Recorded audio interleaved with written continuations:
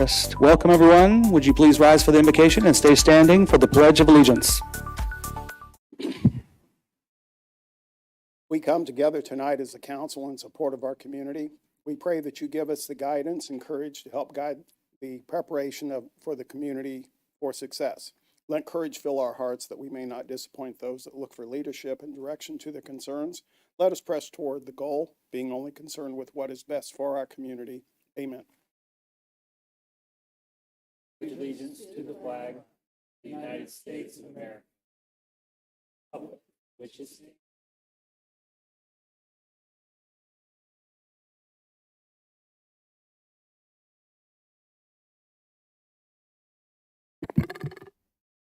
Again, welcome, everyone. I'm calling to order the City of Lee Summit regular session number 44 as amended. Can I get a roll call, please? Councilmember Hodges. Here. Councilmember DeMauro. Councilmember Pryor. Here. Councilmember Shields. Here. Councilmember Felker. here. Councilmember Lovell. Here. Councilmember Edson. Mayor Pro Tem Lopez. Mayor Baird. Here. Okay, the first item on the agenda is the approval of the agenda. I have a motion to adopt the agenda by Councilmember DeMauro and a second by Councilmember Felker. Discussion? Seeing none, please cast your vote.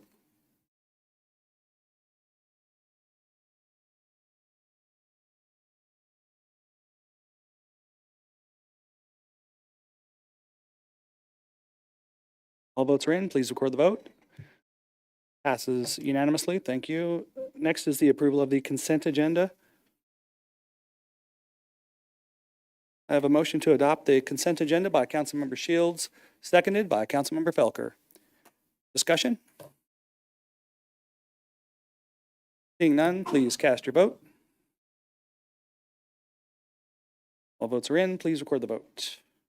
And it passes 7-0 as well. Thank you. Next is Council Roundtable. These are items of general interest, things going on in your district, good news maybe. All right, everybody's looking forward to taking a week off next week. Councilmember Pryor. Thank you, Mayor. I just wanted to mention that the farmers market is in full force with all the fresh fruits and fresh veggies, and they've had good watermelon and good peaches lately, so be sure to visit the farmers market Wednesday mornings and Saturday mornings. Thank you. Thank you. Okay, no further council roundtable. That takes us to public comments. If you want to make public comments, you need to check in with the city clerk. I do have a couple of people here. And I will go in alphabetical, I guess. Miss Ellison, would you like to come forward? We do have 3-minute time limit. I see you're going to talk about assessment, and we're going to talk about that tonight as well. So. My taxes have been raised to the point that they've actually taxed me out of being able to afford my home. I'm 75 years old. A lot of the people are my age are older, and we're on fixed incomes. It's just completely illegal what they're doing with these taxes. It went up in 2019. From one amount, it literally doubled in 2019. Now it's gone up 250% from 2015. My home is a small 1-bedroom, 2-bedroom, 76-year-old home, no air conditioning, original wiring and plumbing, and yet they have assessed the value of that at $20,000 less than a big, beautiful 25-year-old home in Raintree. I don't understand this, and I don't understand why our mayor and our council people aren't fighting for our rights. That's all I've got. Thank you. I'm sure you'll hear quite a bit tonight about how the council members feel about it.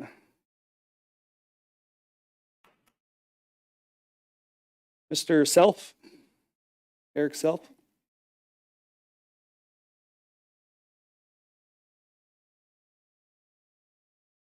So I'm here to talk about some of the crews that bore or tunnel underneath public lands like right-of-ways through our neighborhood. We've had probably 3 or 4 projects over the past 2 years, from Google Fiber to the school districts putting in new T1 lines, electrics putting in new lines, which we all appreciate. It's good stuff. But when these crews come through, they really wreak havoc on grounds that our HOA maintains. We seed it, fertilize it, make sure that it looks nice. And we report it when they do the digging, and they give a best effort try. You know, they compact the dirt down, sprinkle some seed, a little bit of hay over, and a lot of times they do that when it's not optimal to grow grass. So all that comes back is weeds. They busted our sprinkler system, ruined our driveway to our pool, and there's 2 gentlemen I work with through the Lee Summit Connect app, and they do a good job, but they're only 2 people to do the whole city. And keeping these guys accountable is really tough. I know there's no rules for them other than they have to put seed down, but I think there should be some looking at to see, can they put sod down? Can they water for a certain amount of time afterwards? And just hold them more accountable. And a lot of times you get the deal that you have to wait till the fall or the spring, and then that fall rolls around, it doesn't take, and then they try it again in the spring, and then I think it's just they just try to wait you out and just don't fix it. It's tough. We appreciate, all that they're putting in, but we'd like the ground. We spend a lot of money to keep that ground looking good, and we just like it returned the way it was before they came. So that's what I had for you. All right, thank you, so. Yeah, we should. Yes, Councilmember Felker. Mr. Self, could you just state where? I didn't hear anything about, so just Meadows? Oak Ridge Meadows. Yeah, and they're doing some good things. I mean, they're putting in new electrical lines so we don't lose power in storms and better internet, but we just like the ground to be repaired the way it was. Yep. Yes, thank you. Russell, I see you stood up. You want to come up?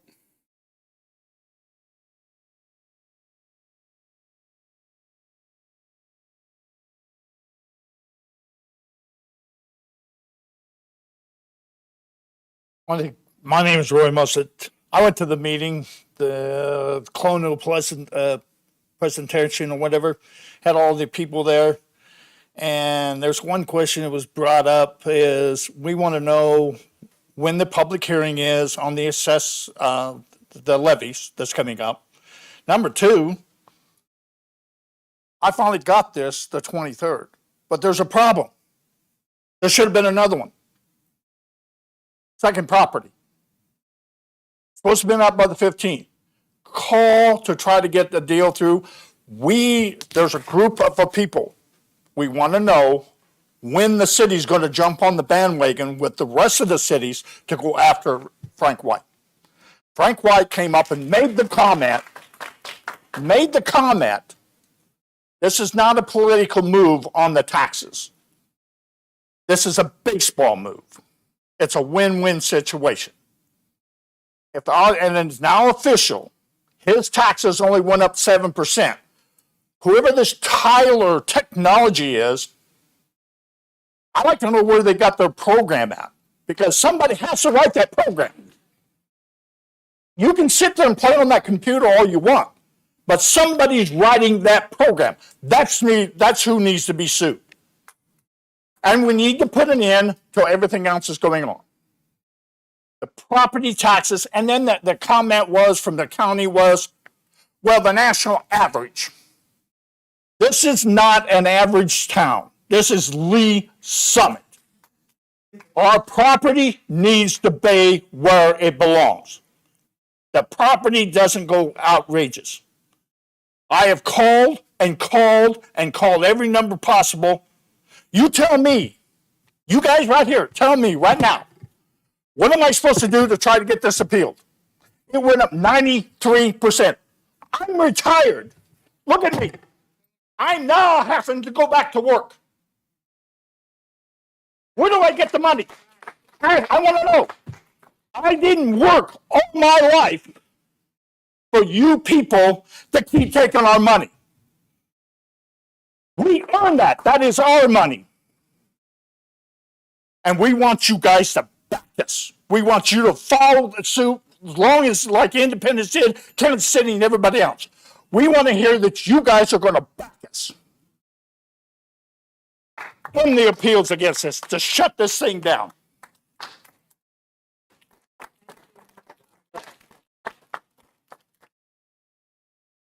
All right, thank you, sir.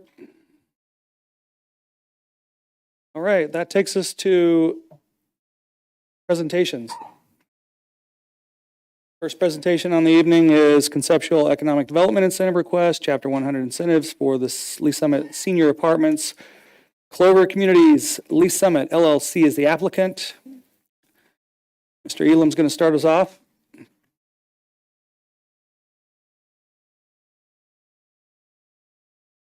Good evening.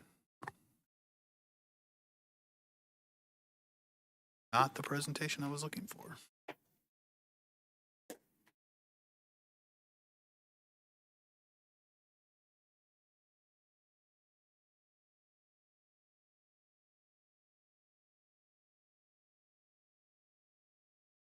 My apologies, I need to get this loaded real quick.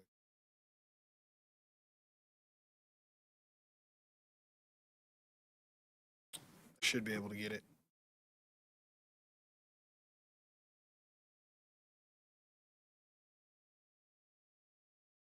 Ryan Elam, Assistant City Manager.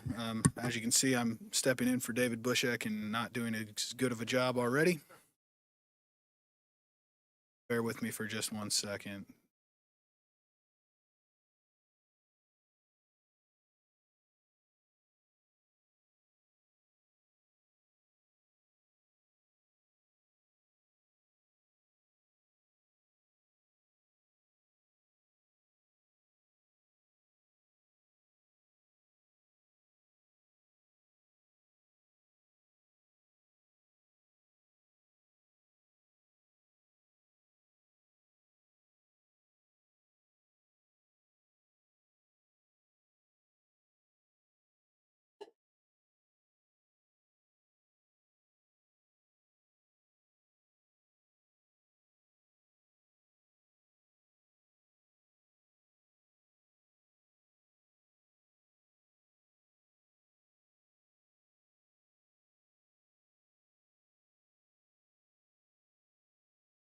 All right. Thank you again, Ryan Elam, Assistant City Manager. Got Kurt Peterson with Polsonelli. He's going to give the applicant's presentation, and then I'll follow up with the staff presentation after that.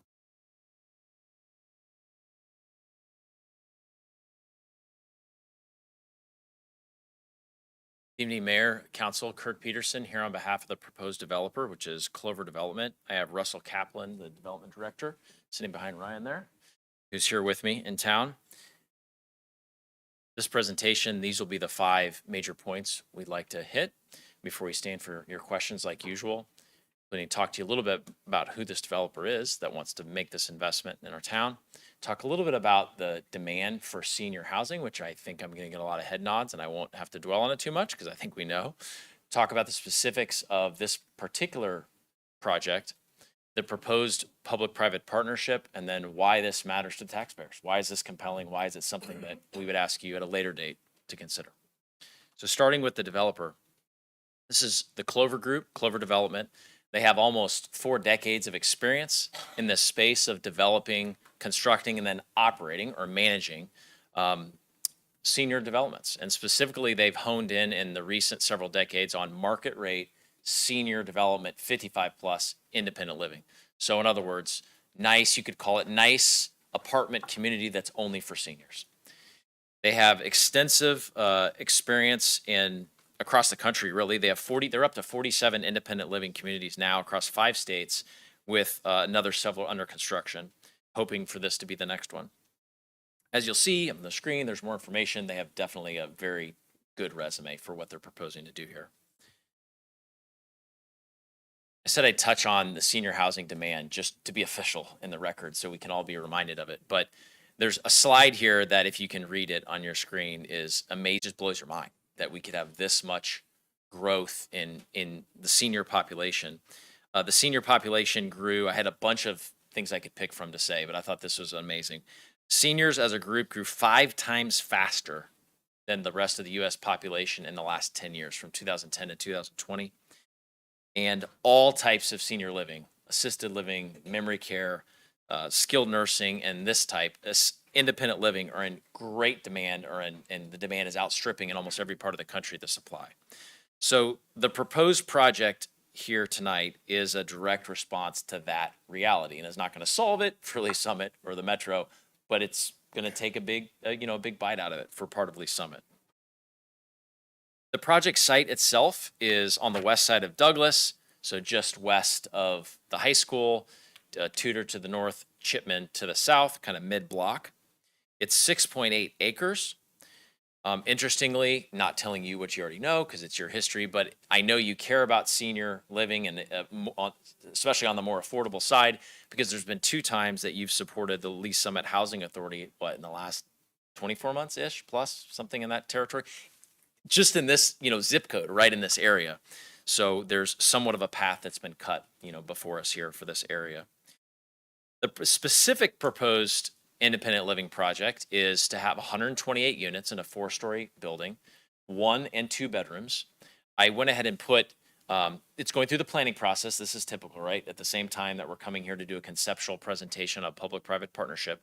What you see on the left of your screen is the elevation, specifically the east elevation that faces Douglas. Again, these things get tweaked and adjusted as you work through with the planning staff and the planning commission, ultimately to this council, but that's the latest kind of rendition of the east elevation. We also put on the right part of your screen a 3D cutout so you could get a sense of what a 2-bedroom unit would look like. You can squint and you can see a nice balcony on the backside. You can see the nice kitchen with the eat-in area and living area that's very large. You can see the 2 bedrooms on the 2 back corners, and the bathroom and the large closet on the entry. So that gives you a good sense of what a 2-bedroom unit would look like. In terms of unit amenities, this was in your packet. I'm not going to read each one of these to you, but I will kind of put it in categories. These sort of unit-specific amenities can be broken into more age-focused amenities like walk-in showers or pull cords, in emergencies, or more general amenities that are just nice to have in any unit. For example, again, balconies and patios with all the units, stainless appliances, nice kitchens, things like that. But in terms of the community, community amenities really focus on this population of 55 plus. So again, I'll let you read all of them, but you have some highlights like very specific community building and social networking aspects, such as games, events, on-site salon, day trips, and things like that. So very focused on the particular community that would live there and call that home. What is the target resident? So I've already said 55 plus, but it kind of goes beyond that, because as you saw, Clover has extensive experience with building these communities across the United States. And so some highlights of what they're looking for, who would be living and seeking out these sorts of living units. So one is people have to want quality, right? There's you can find someplace to live more cheaply. But I say that on one end of the spectrum, and we got to go to the other end. A hallmark piece of what Clover is after is providing a very nice amenitized independent living facility where you don't have to pay $5,000 a month. So what do they not have? They do not have the full service dining where you go to the restaurant and every day and all that. Many of you may have parents where you've experienced this, or grandparents, what have you, for yourself. It's very expensive to live that way. And I'm really glad in our country that that exists for people that can and want to seek that out. It's important. In fact, we've had one recently that's more like that come through, which is incredible. However, we need the spectrum, right? And this is not that. So this is something that you have your own kitchen and you shop for yourself. And that's good because, again, back to who are they looking for? The average age is 72, and 80% of the people that live in the Clover communities drive their own car. That's different. You don't find that on the spectrum, right, of assisted living, that you don't find that assisted living. You don't find that on the spectrum of many of the senior living facilities. Here, these are active seniors. active living. So also, this is something that you'll see if you get online and look at the website and you ask people that know Clover communities. Thereafter, kind of this is a representative clientele, retired school teachers, retired emergency services providers. You know, can everyone afford it? No, but that tends to be a demographic that finds this is how I can find quality. I'm not always going to be able to go somewhere that's $5,000 a month, but I can live here and have a really, really nice community and a nice unit and nice amenities. Also, I wanted to call out one other aspect of answering this question, who lives here? It tends overwhelmingly to be, and this won't surprise you, people that have lived, at least their most recent, if not their whole life, within 3 to 5 miles. Like crazy statistics. And why? Because people don't want, I don't want to change barbers. I don't want to go to a different church. My son lives nearby and my grandkids. My favorite restaurant that my wife and I always go to is there. This lets people stay in the community. That is a hallmark of Clover communities and these independent living facilities. Which takes us to the public-private partnership. This will not be a new construct for you all. You have weighed many projects against this, which is Chapter 100, which provides 2 benefits: fixed pilots and sales tax exemption on construction materials.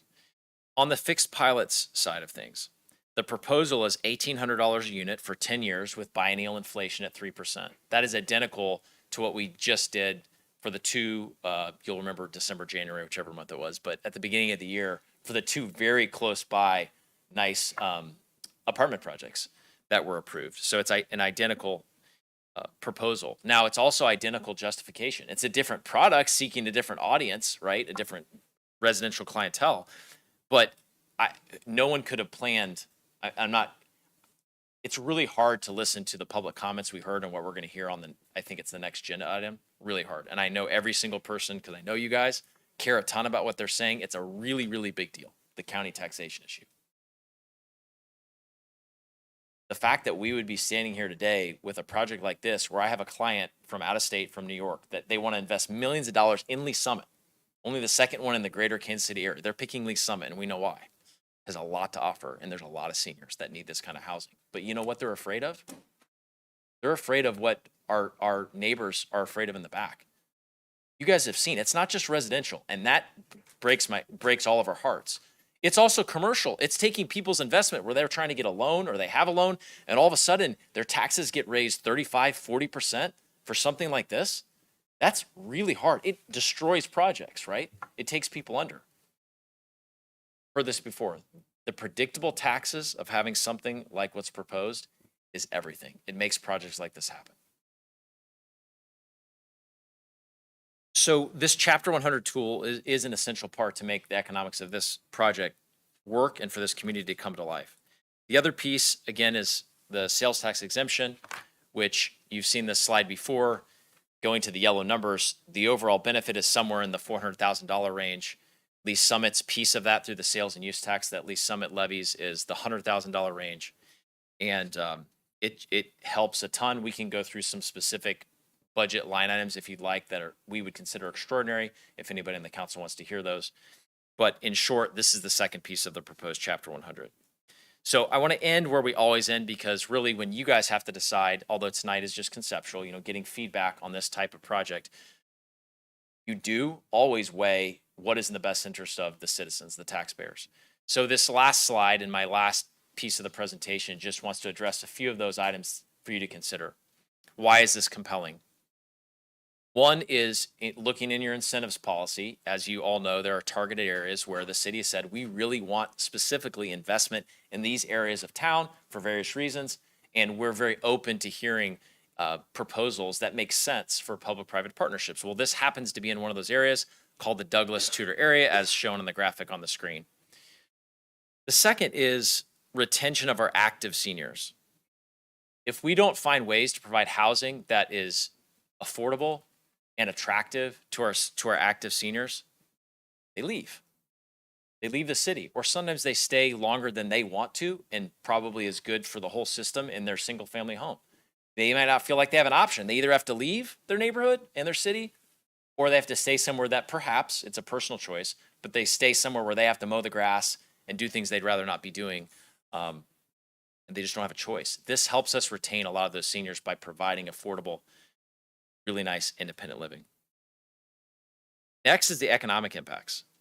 So while we don't have a slide on this and go deep into this, if you look back at that proposed pilot of 128 units times $1,800 and then increases again over time, you're talking about millions of dollars in property taxes to all the jurisdictions, including the city, where the land is, I mean, it's just nothing right now. It's just nothing in terms of taxes. So there is an absolute financial gain to the taxing jurisdictions by supporting a project like this with this public-private partnership. In terms of sales tax, you heard me say that 80% of folks that live here in general have cars and drive cars. Well, they're going to drive cars and spend money because they're at a place in their life where they're able to do that and have the time to do that, and that's going to generate sales tax. But even more than that, I've heard on at least a couple times from this body the idea of invigorating our our businesses, including small businesses, up and down the Douglas corridor, right north of this sort of area, north of Tudor.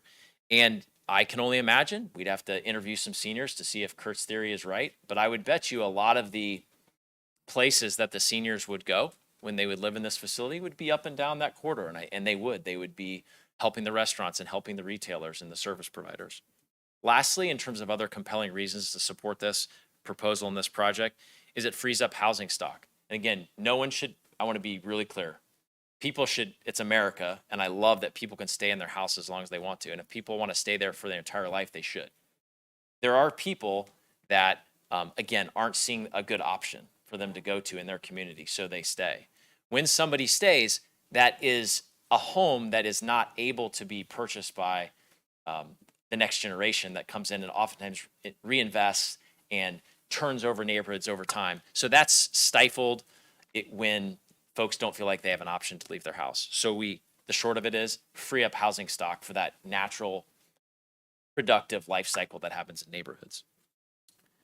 With that, we hope you see that this is a responsible, very responsible request within the incentive tools, that there's compelling reasons, financial and otherwise, for the city to support it. And it would be absolutely critical to allow this project's financing to move forward. Like usual, we'd love to answer your questions, Mayor, and anybody on the council. Thank you. All right. Thank you very much.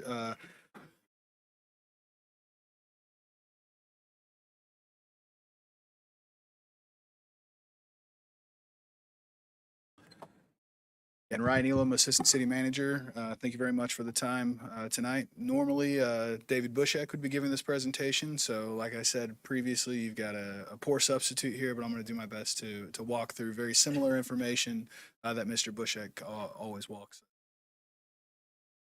My best here as well to make this visible for everybody. Just to kind of reiterate process and where we're at overall. This is a conceptual incentive request. So with that, we're looking for guidance from the council on whether to move forward, whether to tweak the incentive request, any other feedback at this time. Nothing's binding during this conversation. It just is an opportunity to provide the developer and the applicant with information on how best to move forward, as well as staff. So as Mr. Peterson explained, this is a Chapter 100 request for sales and use tax exemption on construction materials, as well as a fixed pilot. And a fixed pilot is a payment in lieu of taxes. What we've got on the screen here is the request is an $1,800 pilot.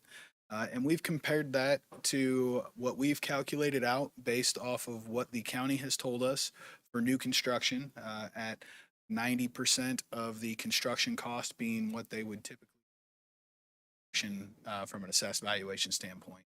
So utilizing that methodology would mean their tax rate per unit on a per unit basis would be $2,091.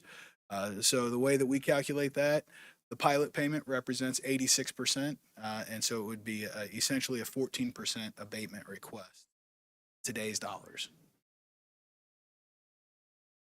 Moving on, discussing the taxing benefit to the taxing districts. You can see here, there's a little over $1,000 the property is generating on a yearly basis right now. During the first year of pilots, it would increase to about 230,000, and you can see the impact to the city highlighted there as well, and the overall totals north of $2.4 million to all of the taxing jurisdictions. At the end of that 10-year period, the project would go back on the tax rolls as any other property would, and just at the county's assessment rate. In terms of the value of the incentive request to the developer, the overall project's a little over $23 million. The value of the tax abatement itself is around 1.3% of that, so that 14% abatement. And then the value of the sales and use tax exemption is just under 400,000, or about 1.7%. So you get to rounding about 2.9%, where the value of the incentive to the total project cost as a benefit. The impact to the city when combining both the abatements and the exemption is about $167,000, a little over.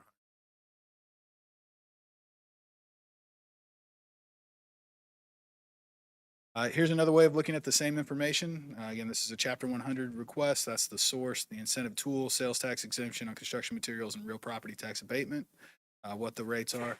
The purpose for those, reducing development costs on the front end, and then, as Mr. Peterson mentioned, kind of that tax certainty portion for the next 10 years. And there's 2.9% overall again.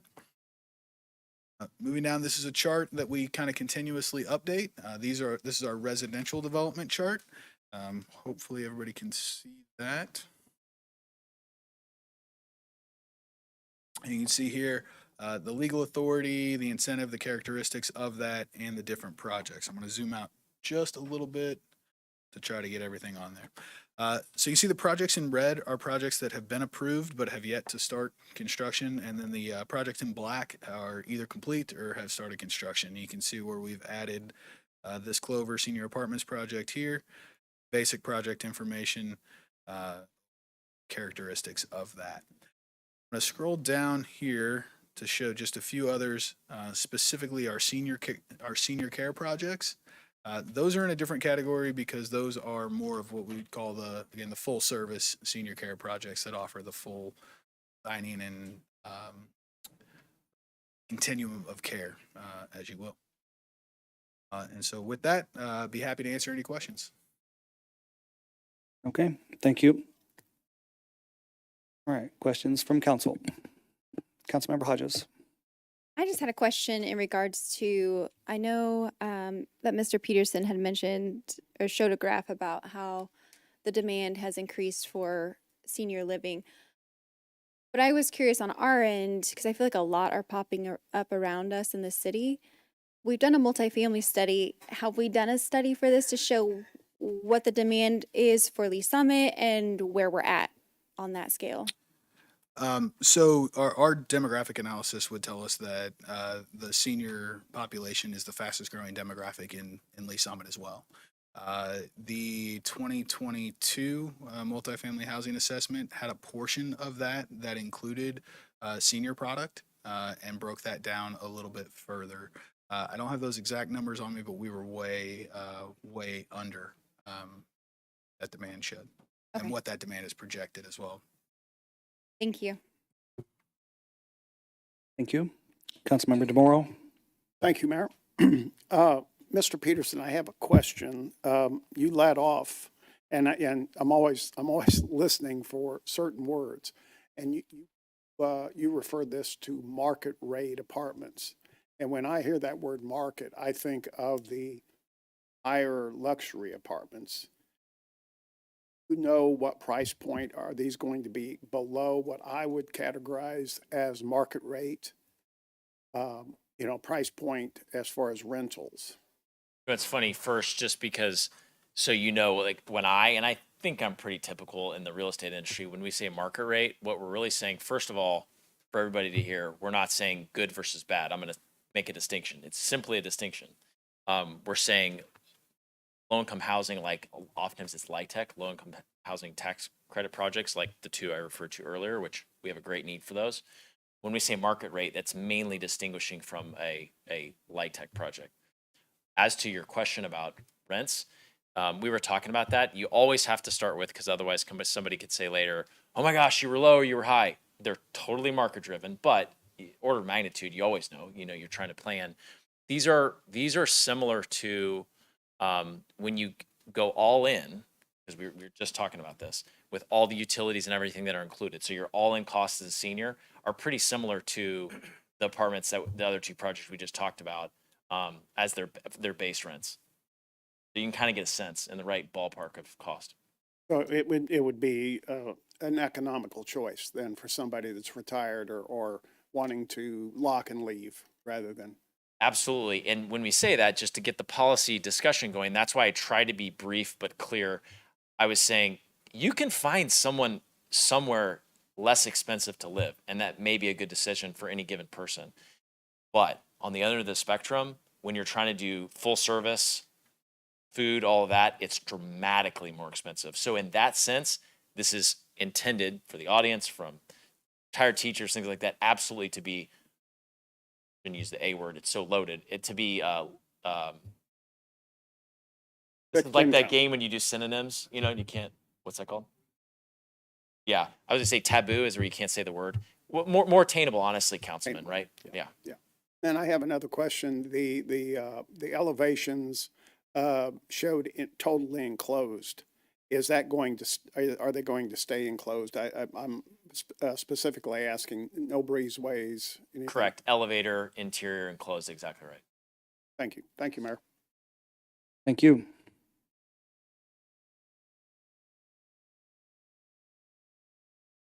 Councilmember Shields. Thank you, Mayor. I don't have any really specific questions. I think the incentive requests are pretty in line with other things we've looked at. I like the fact that this is a senior project. So we've had a lot of other projects come before us, and I think this is a need that's not really being met by a lot of projects that we've heard recently. And obviously there's a big need for it in the community. And as was mentioned, it's the fixed pilot, the payment in lieu of taxes, still generates a lot of additional revenue for all the taxing jurisdictions, including the city, compared to what the property is currently generating. But it also makes it a feasible project because, as we are going to talk about tonight and as keeps coming up, we don't know what Jackson County will do. And it's really hard to make these projects happen with that kind of uncertainty of whether your taxes are going to get doubled in a year or two. So I would be in support of seeing more about this project and moving forward with it. Okay, thank you. For Felker.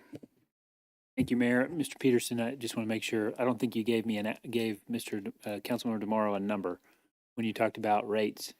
And you just referenced others, so, and I don't remember what those were, so I don't know if you Yeah, were. I try not to, but I know. But if you make me, I'll give you ranges. That's why I'm Because I don't asking. want to be somebody say, oh, you're off. But you're talking, and remember, we have 1 bedrooms, Yep. we have 2 bedrooms, and 2 bedrooms in the den anyway. That yeah, I'm getting the guess. So the all-in, and remember, that's a key distinction here. If anybody listening or whatever goes and compares to the project, this is the all-in with everything. You're in that, somewhere in that, 1,500 to 2,000 plus or minus 10. You're in that range. The 1 bedroom, 1,500 to 2,000? Right, the 1 bedroom, 2 bedroom, the 2 bedroom with bonus. You're in that range, plus or minus 10. Thank you. Appreciate it. That's it, Mayor. Thanks. Thank you. Questions, comments? You've got one other in the KC Metro, and that's in Independence.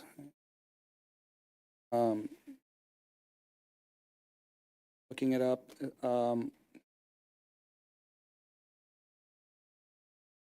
You've been doing this, I saw the stats, the numbers, 6,000 units, 47 projects. And are they, for the most part, Kansas City to the east, or do you have stuff to the west? No, Kansas City to the east. Okay. Yes, Councilmember Pryor. Thank you, Mayor.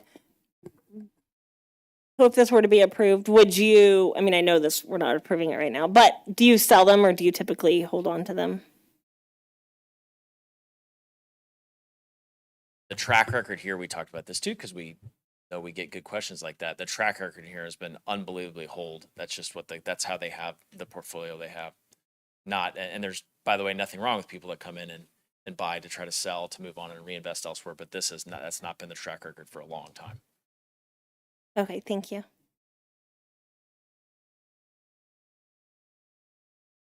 Okay, thank you.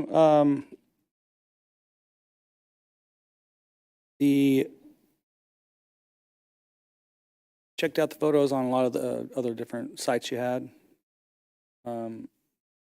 They look nice. Smaller, but to make them more affordable, so I get that. We do have a senior need in our community, so we do have some assisted with some independent beside them. But I know there's a strong demand for this, and this is, I think, a pretty good location because we've talked about it in the past, like we have before. So whenever council members aren't jumping in to say they don't like it, that usually means they don't have objections. So yes, Councilmember Felker. Yeah, I'll just echo that. No objections to proceeding. Yep.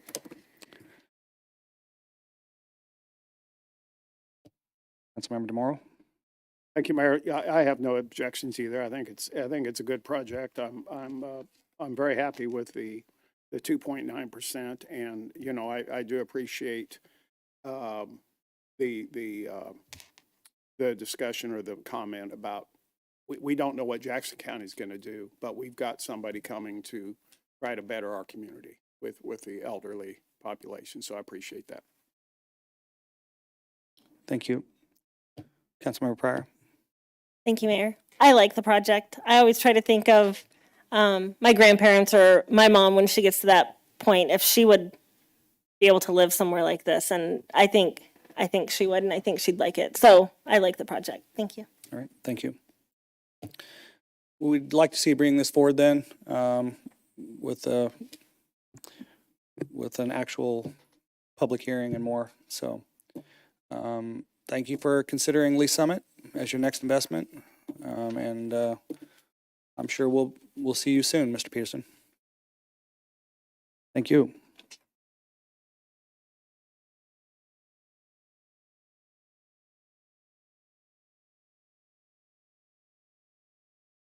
Okay. Next on the council agenda is presentation regarding the Jackson County tax assessments. I'm really not sure, before Ms. Wordleman, go ahead and come on up, Ms. Wordleman. She's going to give us the numbers and the analysis. But I think it's probably fair to say, before she hops up here and gives us all the specifics, that of course this council has all raised concerns and wants to make a statement. So we have a resolution on the agenda tonight. We're at a loss, but we definitely want to go on the record tonight. It is a little confusing because if someone's assessment goes up a certain percentage, that doesn't mean your tax bill goes up that percentage. But rest assured, if your assessment goes up 100%, your tax bill is going to be going up quite a bit. And the Jackson County has been talking about the equity that they're trying to achieve. But as you heard from a citizen or two already, their methodology has been extremely flawed, to say the least. And we're not happy up here because we have to figure out how to move forward with the flawed assessment. And I apologize if I'm speaking out of turn, council members. If you disagree, you can tell me later. I'm just trying to give a nice prelude to Ms. Wordleman as she tells us what this actually means for us as a council and how we counteract, you could say counteract, how we abide by the Hancock Amendment which means that we have to make sure that the total assessed value, the total increased property taxes do not go up as a whole by 5%. However, Jackson County has really, really made this difficult for our citizens because they've raised assessments 30% or more. And that means some people have really large assessments, 60, 80, 100%, hundreds of percent higher, whereas some have 10% or 20%, and it's hard to see why, it's hard to understand why they bit off so much and tried to fix all this in 1 year instead of taking an incremental approach over the course of time. Why they didn't maybe consider working with the cities, and why they scaled this so high, because this is, as you'll hear from Ms. Wurtelman, it's going to get tricky because there are so many appeals. Do you have any idea how many appeals, Ms. Wurtelman? I understand there's around 41,000 right now that are on file. 41,000 appeals means they will be taking all the rest of this year and maybe next year to get through them. And which means that Ms. Wurtelman has to figure out how to advise us as to roll back the levy so that we can make sure that we don't bring in more than 5% more in property taxes. And then after we get done, Ms. Wurtelman, we're going to talk about this, but then I also want to talk about this new construction, that aspect of it, because if everybody else's tax bill is going to go up, then the people that are living in new homes or living in brand new commercial buildings, they need to be paying their taxes too. And Jackson County needs to make sure that they are working with us. So that's the second part of this. But let's start with how are you going to advise us as to where to roll back this levy and more. So Ms. Betty Wurtelman. Thank you, Mayor. I have kind of a review of the entire process that I wanted to share with everybody, and I know that most of you are very familiar with the details of how this works, but there is a heightened interest this year, and a lot of people that are paying attention this year that may not be familiar with the way it works. So if you can bear with me, I'll try to go quickly through the process for everyone. So the legal basis for setting a property tax levy starts with the county assessor. The county assessor, by state law, has the sole responsibility for assigning market values for real and personal property within the county. State law also determines that there are certain ratios applied to the various categories of property, residential being 19%, commercial 32%, agricultural 12%, and personal property at 33.33%. Those are also set by state law. So no one has the ability to change that short of changing the state law. The process of calculating your tax bill is fairly straightforward. So the first step, the assessor assigns market value to your property. Step 2, the AV ratio that I just mentioned is applied to the category that you're in to determine your assessed value. Then you divide the assessed value by 100 because the levy is determined per $100 assessed valuation. And then you simply multiply that amount times the tax levy for your tax code to determine your tax amount. Now, when I talk about tax code, there are dozens of different tax code districts within the county. Lee Summit actually has 5 different codes, and I'll explain that in a little more detail as I go forward. But the difference on the 5 different tax code levies within Lee Summit is because of the different high school districts that we have. So it is a complicated process for the county, and I'm talking a lot about 2022 because the process has not been completed yet for 2023. So in 2022, they applied levies for 95 separate tax codes. So they have levies that are set by the state, the county, and there's a replacement tax levy, which is for commercial properties, gets into a technical aspect of the law from the past. There are 12 different school districts within Jackson County. The Metropolitan Junior College has its own levy. There are 2 different library districts, Kansas City and Mid-Continent. 18 different cities within the county, 7 fire districts, 1 water district. Then there is the Jackson County Board for Developmentally Disabled and the Jackson County Mental Health Fund that have their own levies as well. So again, the city has, within Lee Summit, we have 5 separate tax codes listed on the county's tax charts, and they are all identical except for the levy for each of the different school districts, the 5 school districts that we have. The city of Lee Summit also has property that's within Cass County down in the Raintree area, so there's a small portion down there that's within Cass County. But for purposes of this discussion, I'm primarily focusing on Jackson County because that's where the biggest pain seems to be being felt.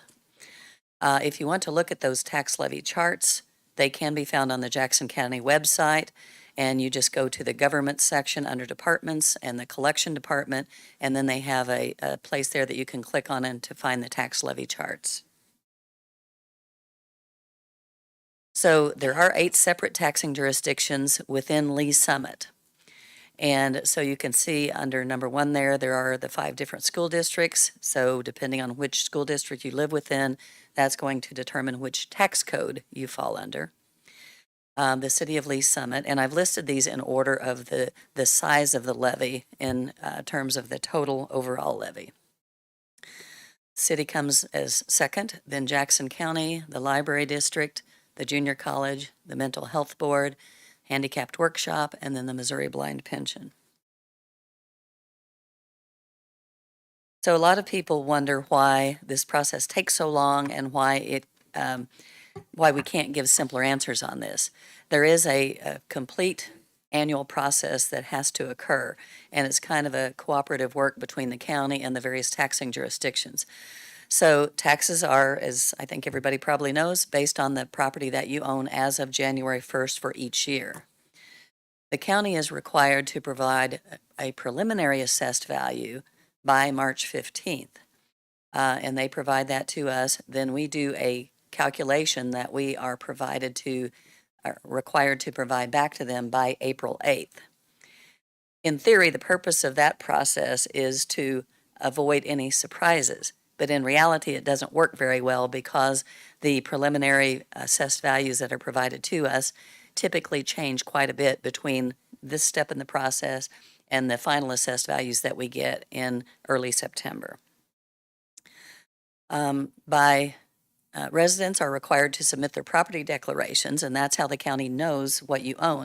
Of course, through real estate, they know through the recorder, but on personal property, it has to be declared to the county, and each resident should be receiving a form to do that, or a postcard at least. If property owners, once they receive their notice of their assessed valuation, they can file an appeal, but they have to do so typically by July 1st each year. This year, it did get extended to July 31st to allow people more time to file appeals. Jackson County then provides updated assessed values to us and other taxing jurisdictions in July. We did receive those. And then they are not required to provide final assessed values to us until early September. Now again, the values sometimes don't change that much from July to September, but they can change dramatically. And so it's very difficult for us to do an accurate calculation of the tax levy until we receive that final assessed value notice in early September. The city then is required by law to publish notice of our public hearing, which is scheduled for September 12th. Is that right? Is that the second meeting in September? Sorry, I didn't make note of that. And we also have to publish the anticipated levy, and September 12th, yes. And that has to be published 10 days ahead of the public hearing so that the public has sufficient notice that they can research it and attend if they wish to. We are required by law to hold that public hearing in September, and then we are required to provide that levy calculation to the state auditor. They review it and certify that levy to make sure that we've calculated it properly. The city then has to provide the final certification to Jackson and Cass counties by October 1st. So there's a fairly elaborate process and multiple steps that we have to go through. Then, once all of the taxing jurisdictions have certified their levies to the Jackson and Cass counties, then they have to apply all those levies from the various taxing jurisdictions to the property owner's assessed values, and then they issue the tax bills in November.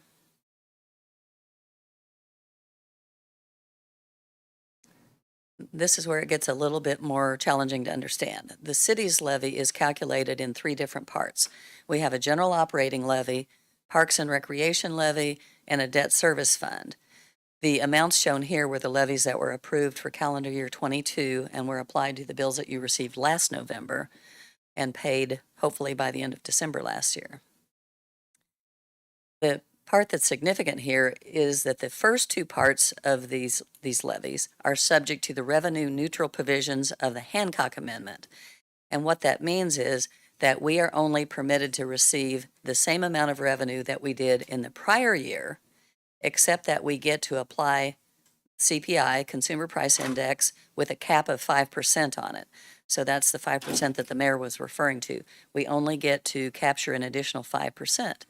And the CPI index this year was 7%. So we're not even capturing the full growth in the Consumer Price Index this year. The debt portion of our levy is limited still by the need for our debt service funding. So it is capped by our need to meet our debt service. I will point out that all 3 portions are subject to voter-approved limits. So none of this can occur without the voters approving it at some point in time.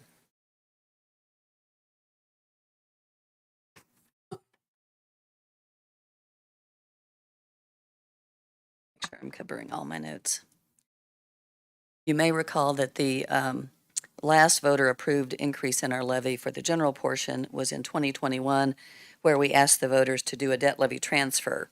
The city agreed to drop the debt levy portion of the levy by 10 cents in response to the voters approving the operating levy by that same 10 cents.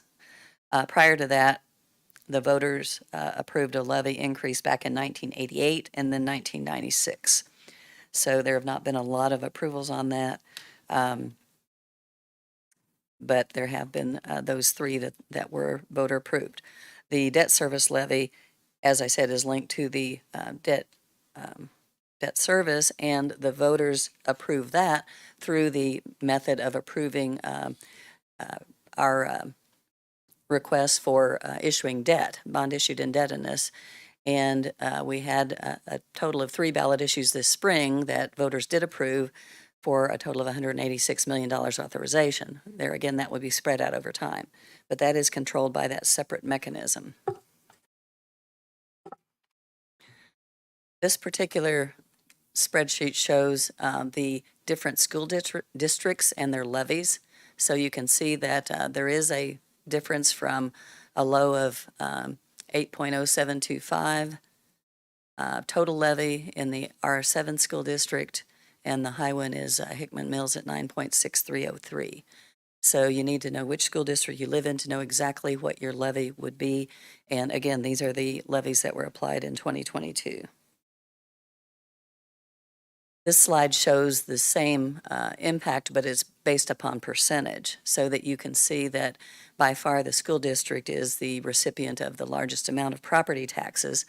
The city roughly averages around 15 to 17%, 17.6% of the total property tax that is applied to an individual's property. And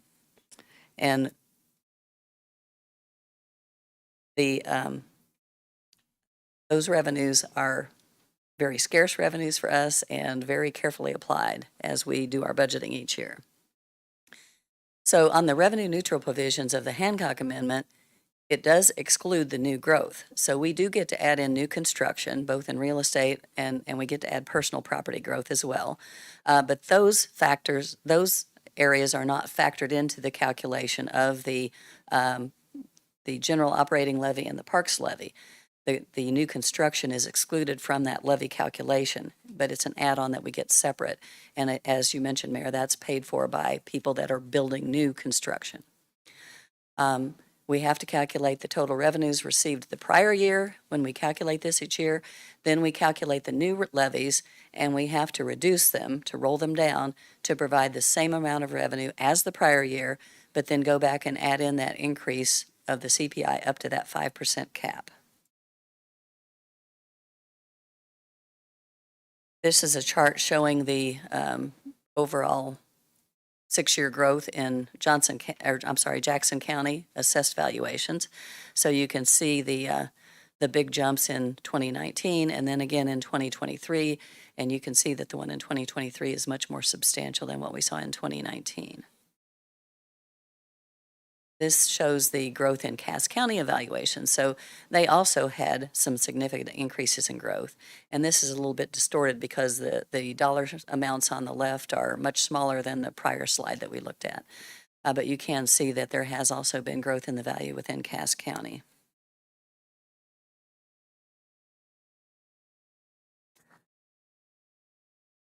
I did want to mention that. I'll just interrupt on that part. I think Yes. Cass County is more around an 11% increase compared to the overall 30% increase that Jackson County had. Yes, you're correct. And I will, if you try to match these numbers up, I will mention that on these two slides, we excluded the state assessed property because that is determined by the state, not by either of the counties. State assessed property is property that is owned by the railroads and utilities.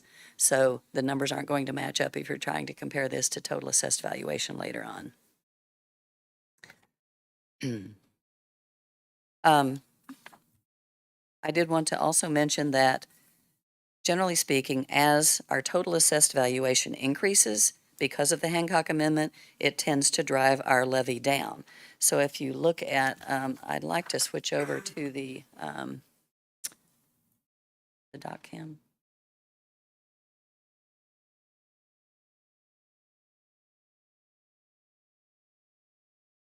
Large to put on a slide.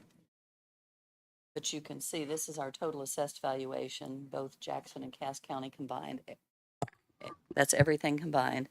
And then you can also see here the general levy, the parks levy, and the debt service levy, along with the total on this side. So you can see that the two levies that are subject to the Hancock Amendment do tend to decline over time, as you see these same significant increases in the total assessed valuation. I'm going to edge that up a bit so that based on preliminary numbers, right now we're seeing a total of 25.72% of an increase. However, new construction is not fully reported on this. So this is going to change. And when we look at just the residential and commercial, there is closer to a 35% increase in those two categories at this point to date. Again, this will change because we do have a lot of appeals going on. The county has yet to provide us with final assessed valuations. So we have one more set of numbers that we will receive around September 1st, and that's when we will do our final calculation. We will then publish that and have our public hearing on September 12th to actually set the levy. Thank you. Thank you. We're going to have questions and more, and then we may eventually get to that resolution. Councilmember Hodges. Okay. So I'm gonna go a little bit on a rant here, but so I received a call this week, and it matches with what a few of you guys said as well, from a constituent in my district, a very sweet 80-year-old woman, and just called me and goes, "Is there anything you can do? Is there anything you can do to help me? I've lived it's a townhouse for 30 years now." She goes, "It's increasing $1,000 a year," which I know is a lot of our issue right now. But she goes, "I don't know what I'm going to do." The problem is, being 80, she goes, I can't drive myself to this assessment appeal. I can't use a computer. I just don't know how. And I'm not saying that's the case for every 80-year-old. I've got an 87-year-old neighbor who's great at that stuff, but that's the case. So we need to take into account that, you know what, it's hard on us. I know every single one of ours on this dais, it went up for us as well. It's not fun. But you know what, we can figure it out up here. We'll figure it out. I know that, but there's a lot who can't. And I want to make sure that we're doing what we can for them. And I know that we can't sit here and say, oh yeah, we can lower your taxes. We don't have that power that Jackson County has. And I think you all know that. But what we can do is at least put up a fight for our citizens and say, you know what, we see your corruption, Jackson County, and we're not going to stand for it. Because you know what, we care more about our citizens than we do about being a good partner, because you know what, they're screwing all of our citizens, and I'm sick of it. I'm sick of the corruption, and I'm sick of government bodies taking advantage of their abuse of power is what it is. And we can't do anything about what's happening up at the very top level. We have to just kind of sit there and take it. But you know what? I feel like this is something we can do something about. Maybe we just need to take time to figure it out. I don't know. Can we do the lawsuit? Can we do something? It may take money, but I think it's worth it for every single person in our city to say, you know what? You've paid taxes. You know what? We're gonna flip that around and do something for you guys in return. So I don't know what that looks like. I don't have the answers, but I just want to say that where I stand from, I want to make sure that we show that we are fighting for our city because we care about each and every one of you that lives in the city, and that's what we were elected to do, is to fight for you for things like this. This isn't me saying we're going to guarantee a good outcome or that making false promises, but I just want you, each and every one of you, to know that we do have good intentions up here. We see the corruption. We are not okay with it. We're dealing with the same thing. But I don't know. I'm struggling with this because I kind of got a little teary-eyed hearing some of this again, as on the phone with this 80-year-old woman that called me. And I don't know. I don't think this is something that we should just sit by and go, well, it is what it is. Because you know what? 2 more years, what are they going to do then? Because if we sit there and take it, we've learned from government stuff before that's come down, not even necessarily tax stuff, but other things. When we don't stand up for our rights, they take advantage of us and they keep pushing and pushing and pushing. And I don't think that this is something that we should sit back and just take, because you know what? It's going to be elderly losing their homes. It's going to be kids losing their homes because there's a lot of grandparents who take care of their grandchildren. So there's just many scenarios that we've got to say this stops here. It stops with us. Again, I don't know what those answers are, but I think it's worth investigating. And we've got an amazing staff that I think could figure something out. Again, will it take money? Probably. Will it take a lot? Probably. But in my honest opinion, I think it's worth it. I don't know. And like, as I've said before, I think it was also corrupt in thinking that they're going to do this during a time where every single property and housing in Lee Summit and all around is so inflated right now that I couldn't even live in the house I live in now if I were to try to purchase it now in the environment that we are in. Not because I have the nicest house, not because it's anything great, but because everything is so unrealistically inflated right now. Between that and then you've got the interest rates on top of that, it's unrealistic. And I think they know that, and they were doing that to screw everybody over and say, well, this is what's appraising right next to you. Yeah, unrealistically. So I think we need to remember that this is not okay. We need to do something. We need to fight. And also, I kind of did have a question about and this may be a little unpopular as well, but the school district, their rates of taxes, I mean, is that just going to keep going up? Or, because I feel like it is very high. And is there something that we can do? Again, I don't know. I'm just asking. Is there something that we can do to where we can say, you know what? Once you become a senior, you don't pay those school taxes. Or, I pay those taxes and my kids don't even use the Lee Summit School District. Not saying it's not great. That's not where I'm going with this. But I'm just saying there's a lot of people paying taxes for stuff they don't use, and then on top of that, getting overtaxed for those things. So I just don't know. Are there avenues that we can look into to give other breaks if we can't do something about this Jackson County thing? So my opinion is I want to fight for this. I want to do what we can, fight corruption where we see it, and be very transparent throughout that whole process. So thank you. Thank you. Okay, couple things. I'll start with the school district. I do know that they're going to roll their levy back. Dr. Buck has made that statement. I think the school board has discussed it. Yeah, with us, or the school district, I mean, the superintendent.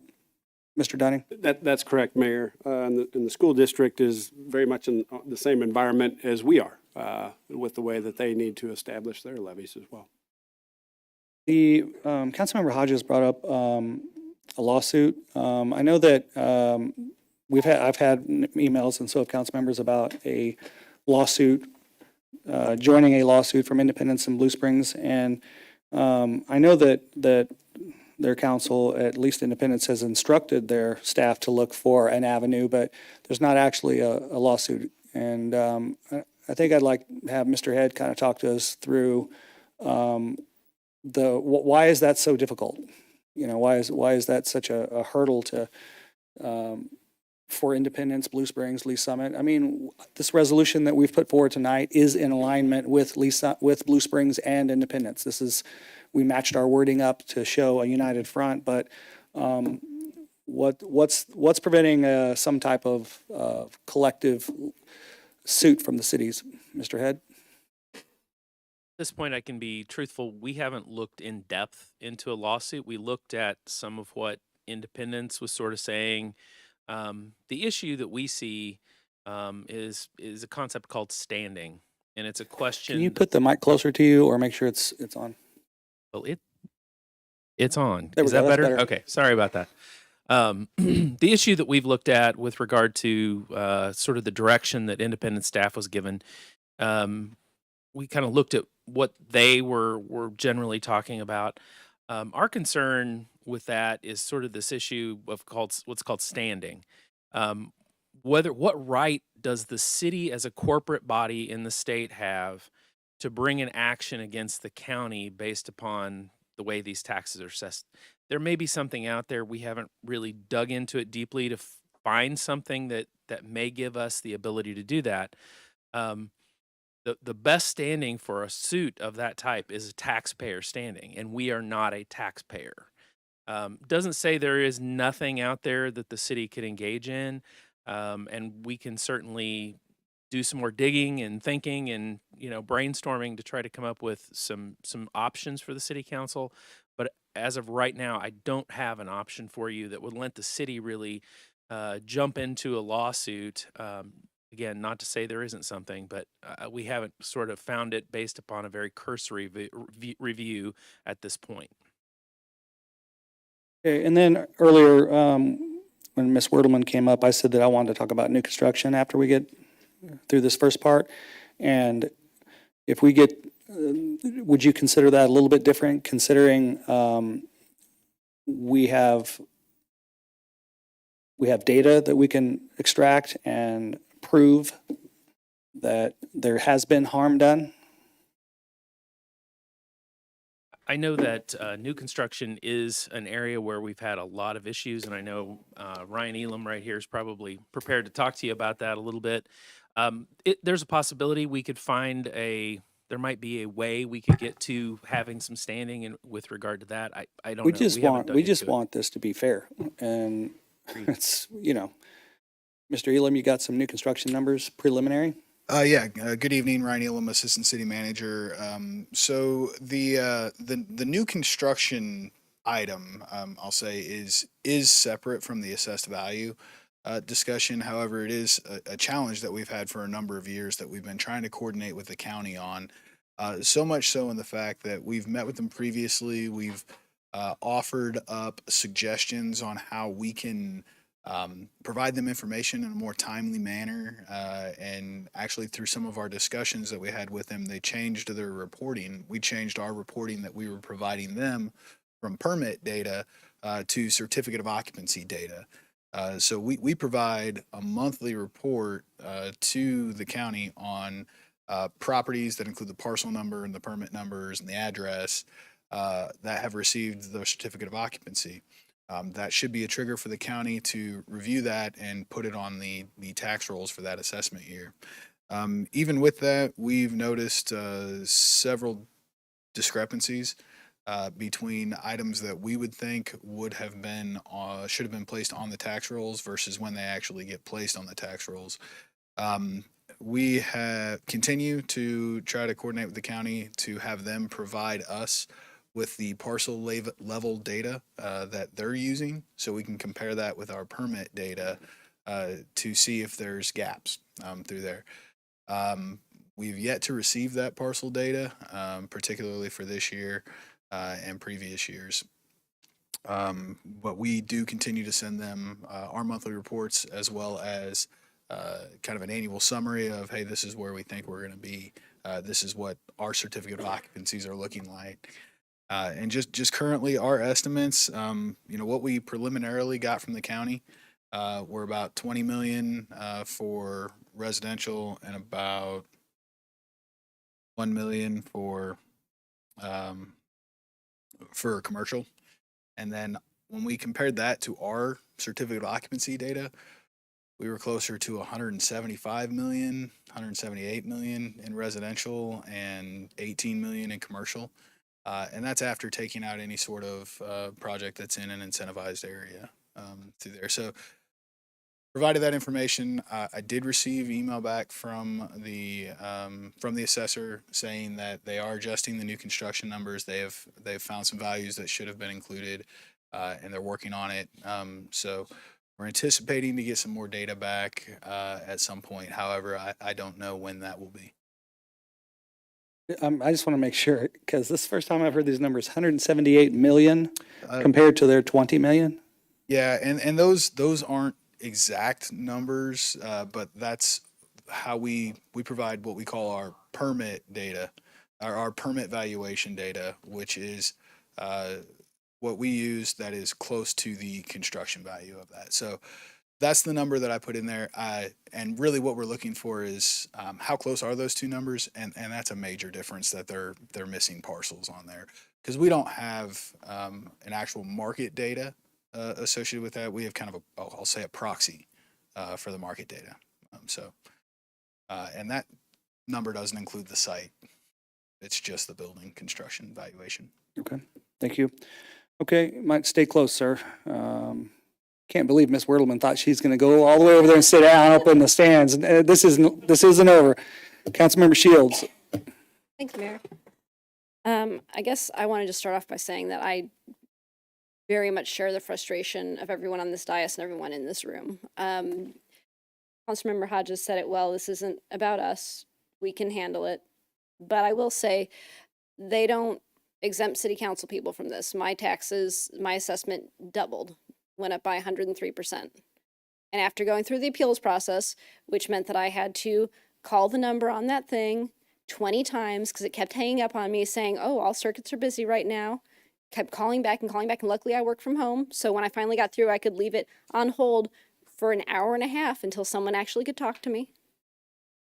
Then finally got my appeal filed, finally got the thing set up. We got it knocked down all the way to only a 55% increase. And it's ridiculous. And it is ridiculous that it is on each and every one of you, that it is on the 80-year-old woman in Lee Summit who doesn't know how to use a computer and can't drive herself down there. It's on her to argue with them rather than them to justify these values. When I went to my appeal, among the things that I brought was what all of my neighbors around me were assessed at. 'Cause I said, well, look, this person has an extra bedroom, an extra bathroom, a bigger lot, and you assess them lower. And they said, oh, we can't look at that. That's not based on a true valuation. It's like, well, then what's it based on? This is your data. And if they don't trust their own numbers, why are we expected to? So I am really, really frustrated. It's a ridiculous process. They have not invested. They should have known when they were raising people's taxes double and triple. I met with people last night, and I was on the low end of these increases. They had their taxes 200%, 300%. They should have known when they were making these kind of increases the level of appeals that they were going to be facing, and they should have staffed adequately for it. They should have invested the resources to be prepared to deal with this. This process should be so much easier for people to go through. So there is, and I don't know if it is malevolence or incompetence. I look at something like the fact that we give them spreadsheets, we give them data about all this new construction, that we meet with them and we email them and we say, how can we make this easiest for you?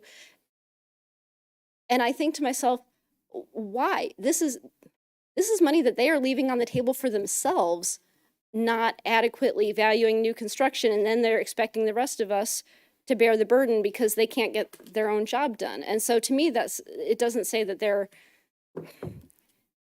being mean. It says to me they're being incompetent, like they can't handle this. And then I go back to what the mayor said. Why couldn't they have made this a gradual thing? You know, if they had done this a little bit each year, come up to, what they think is reasonable value, then you wouldn't have 41,000 people having already filed appeals, and it wouldn't be nearly so overloaded, and it would be a much easier system to deal with. So I share your frustration. I wish that there was more that we could do. I hope that our legal department will look at, what our full range of options are, both for the new construction that hasn't been assessed adequately and for people who are having their taxes raised 200 and 300%. I did have just a question now that I've gotten my rant out of my system. Has any particular community had these impact them disproportionately? I think it was about an average 30% increase. What's the average increase in Lee Summit? I was just curious. Are we having, because I know for the individual who's had it 100%, it feels like it's all hitting right here. But I just wondered, how does that compare to other communities in the county? Was it the 25.7%? 25.7% for Lee Summit. Yeah, and that's it. Just hearing like the average when it's 86%, when it's 100%, when it's 300%, it doesn't make a lot of difference to you. Yeah, we have not looked at the data from other communities, kind of focused on our own Sure. situation right now, trying to figure out what we could do. But we could certainly take a broader look and do that research and bring it back if that's of interest. And then I know we've talked about, we're going to have to roll back our tax levy. The school district will have to roll back their levy. The county will have to roll back their levy, which is, that will provide a little bit of relief. Again, not a lot of relief to someone who's had their tax assessment tripled. But I wonder, and I guess I'm asking the void because I don't think anybody in here can really give me an answer, but if the county knows that they're not going to actually be able to bring in more than an extra 5% of revenue, why do they do this? Why do they put everybody through this? Why do they put themselves through this when they're not actually going to be able to bring in those dollars? They're just creating gigantic headaches. They're making people wonder if they're going to be able to stay in their homes. What is the point? I think that's the question we've all been asking, why? And there's not a good answer for that. A big part of the problem is, as you've said, the inequity in the changes that they've made. And of course, there was inequity when they started this. There were some properties that were undervalued, some that may have been more accurate. And so decades of those inequities have kind of built up. But it appears to me like the problem is that they're trying to fix it all so quickly. And they say things like that, like about equity, but you know how this ends up shaking out?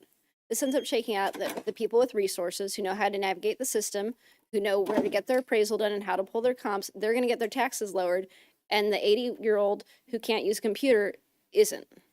And that is not equity at the end of the day. So I know I'm preaching to the choir, but I'm deeply frustrated about this. Thank you. Thank you, Mayor. Thank you. Since she asked the question, why, at least we should address, Mr. Dunning, the fact that a lot of counties got letters from the state saying that they needed to get their assessed values up or more accurate. But a lot of counties didn't do what Jackson County is doing to try to fix it. Is that correct? That's what I understand, Mayor. Jackson County being one of, I'll say, number I think is like 60 or so counties got notification from the state. The assessor's office are required to accurately, as best they can, represent what's the market value to determine assessed value and value properties. So Jackson County is working on this. Obviously, Jackson County's approach to this was try to hit a home run all in one, it seems like, rather than other counties which are incrementally putting a systematic process in place in which to abide by that, the state directing them to get counties valued to market value. So that's a little bit of what we're experiencing here. But that's my understanding, Mayor, yes, that it's not just Jackson County, but different approaches are being taken, some more tolerable than others. Thank you. Councilmember Pryor. Thank you, Mayor. So I wanted to echo Councilmember Shields and Councilmember Hodges. I feel the same way that they do. As far as a lawsuit, I would love to see what avenues we could pursue a lawsuit. I am hesitant to join the current lawsuits just because I know with at least one of the lawsuits, there's a lot of, as Councilmember Hodges put it, a lot of corruption behind that. The name behind it and the connection that they have with our county executive, I don't trust that lawsuit, and I would not be willing to join that lawsuit. But if we could bring about our own lawsuit, that would be fantastic. I also keep hearing like a 30% average or a 25% average, but I wonder how high that average would be if certain people that elected officials for the county or friends of elected officials for the county didn't get the low assessments, didn't get the 7% or the -3%. Their value went down for 2023, so I do wonder how high it would be if that corruption, that wasn't there, because I was not mine went up 100%, well, 99%. My assessed value is way over what my house is worth. But yeah, so I just wanted to echo what they said, and I would love to find a lawsuit that we could stand up for the residents of Lee Summit and be successful. So thank you. Thank you. Councilmember DeMauro. Thank you, Mayor. Absolutely. Frustration on everybody at the dais. And I appreciate the comments that came before me, Councilmember Hodges, Councilmember Pryor, and Councilmember Shields. Councilmember Shields. I'm thinking and talking. Now you see how hard it is for me over here. I have to remember everybody's last names up here. I didn't want to say Hillary, but anyway. But as you've heard, we are all frustrated. We actually hear everything you say. We have said it among ourselves. The frustration that this whole process has come to this point. And you know, you scratch your head. I scratch my head and think, how did this happen? So I polled my neighbors. And I can tell you the increase in my general area, maybe 10 houses. The lowest is 19%, the highest is 78%. So it makes no sense, because all the houses, give or take, in my 10 house area, that there's they're usually all the same except for 2 or 3 that are a little bit larger yard. So that disparity, it got me to thinking. So I asked the question, did Tyler Technologies come to your house? I know they didn't come to my house. I don't know what they're basing the valuation, the appraisal at. I don't know what they're doing. I can tell you that I had to do foundation work. I've roof. I spent almost $78,000 on my house just to bring it up. That was after they were supposed to appraise my house. So they had to see what I saw to fix. Disregard. I asked the question. I've asked the question twice to people that should know. Where do you get the information that Tyler came to your house? And they said, well, you have to sunshine it, which takes a long time because a lot of people are doing that. But bottom line, I wanted to state that I do not believe that the appraisers that were supposed to come actually looked. I think a lot of it was Google Maps, a lot of it was Zillow, but with Zillow, you're looking at inflated prices because there's bidding wars on houses, and a house that say is listed for $300,000, it may bid up to $380,000. That's the sale price. We're going to grab that, and then we're going to assess everybody. I truly believe that's happened. I'm not trying to start a conspiracy theory, but my biggest concern, I am on a fixed income, by the way. My biggest concern, I do have neighbors. I have one neighbor that is moving because they can't pay it. They are, to state it mildly, they're in the twilight of their years. They have trouble just paying for medications. They're moving. They can't do it. They can't do it. And hopefully they plan to have their house sold. Right now, I just talked to my neighbor, I think November. They're going to put it on the market. They hope to have sold by November. But that's one of my biggest concerns. people losing their houses and how that will look to the entire nation when Jackson County, Missouri has a record number of people losing their homes because of a misaligned assessment process that makes no sense to anybody. And again, there's no accountability. Nobody wants to answer the hard questions. Nobody wants to give that information back to the taxpayers that we did this because as was stated, we're going to have to roll our levy back. The school district is going to have to roll their levy back. County's going to have to roll theirs back. It makes no sense. And I can tell you that our city, our staff, our finance director, our city manager have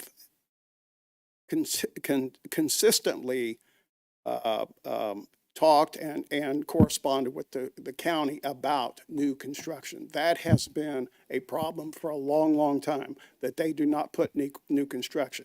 Now, would that negate the increase in property taxes for homeowners? I don't know. But when you don't tax or at least document properties in the county that need to be taxed, or you look the other way. Well, we're not going to tax this person because of him or her or whatever. That hurts the total revenue. I can tell you, if you don't do 100% taxation, I mean property, not percent, but that hurts. That's money you lose. You leave that on the table. But anyway, I can go on, but I am frustrated just like you folks. I hope we find a way to do something, and I do hope that this is a one-time thing, because I believe everybody's aware that the Missouri Legislature, they actually passed a bill, and the governor signed it, and it needs a lot of work too. But at 65, Social Security, you're going to pay that for the rest of your life. I do not want to pay a 2023 assessment for the rest of my life. And I can tell you right now, I hope that gets worked out. But Betty, I did have a question in all this rant, and that is what will happen at the end of the appeal process? And say they actually do start lowering, across the board, people's, somebody comes to their senses and says, we're going to drop it, down to a reasonable level. But we get that number in September. What happens if that happens after September? We actually went through this process, you may recall, in 2019 when they had the first big jump in assessed value.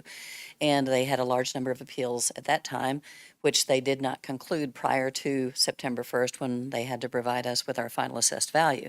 So we actually had to do a recoupment in 2020. So what actually happens is that the county sends us the numbers the 1st of September that they have in place at that time. We calculate and set our levy on that basis. Then the following year, they provide us with all the adjustments that they've done. As they finish appeals, if they reduce people's property values, which then reduces their tax bill, they actually withhold money from the city to pay those refunds back to the individuals that have had successful appeals. They withhold money from us, but then again, the law allows the city to recoup that lost money by going back and using the data that we have to get from the county, and then we can calculate the amount of the losses we suffered and go back and add in a tiny increase in the levy to recapture that lost money, which we'd have to do, or we're really losing money overall, and it's challenging. All right, thank you. The data that they provide us is based upon their resolution of each appeal individually. So it sounds like this fiasco is going to go on and on and on and on. We don't see an end in sight. It's not likely. Thank you, Betty. Thank you, Mayor. Okay, thank you. Councilmember Lovell. Thanks, Mayor. My frustration with the county, and I think I've mentioned it at this dais a few times even before, these tax increases, could go back to COVID, where you had a bunch of bureaucrats making decisions that affected our city, even though our city may have disagreed with those. And it just kind of started there where I just started thinking is like the percent of our taxes that go to Jackson County is absurd for the services that we receive. A health department and a sheriff's department. And just like Ms. Wardelman said, we went through this 2 years ago, and here we are going through it again. You know what the definition of insanity is? Doing the same thing over and over and expecting a different outcome. So how do we think bigger? And I've said it up here. It's like, why are we even part of Jackson County? What can we do as a city to secede from Jackson County? Now, there are statutory issues there. It's much harder. I've asked representatives, but why can't we think bigger? I mean, the purpose of the counties years and years and years ago was to pool resources between small rural towns to help provide services that you need. We don't need those anymore.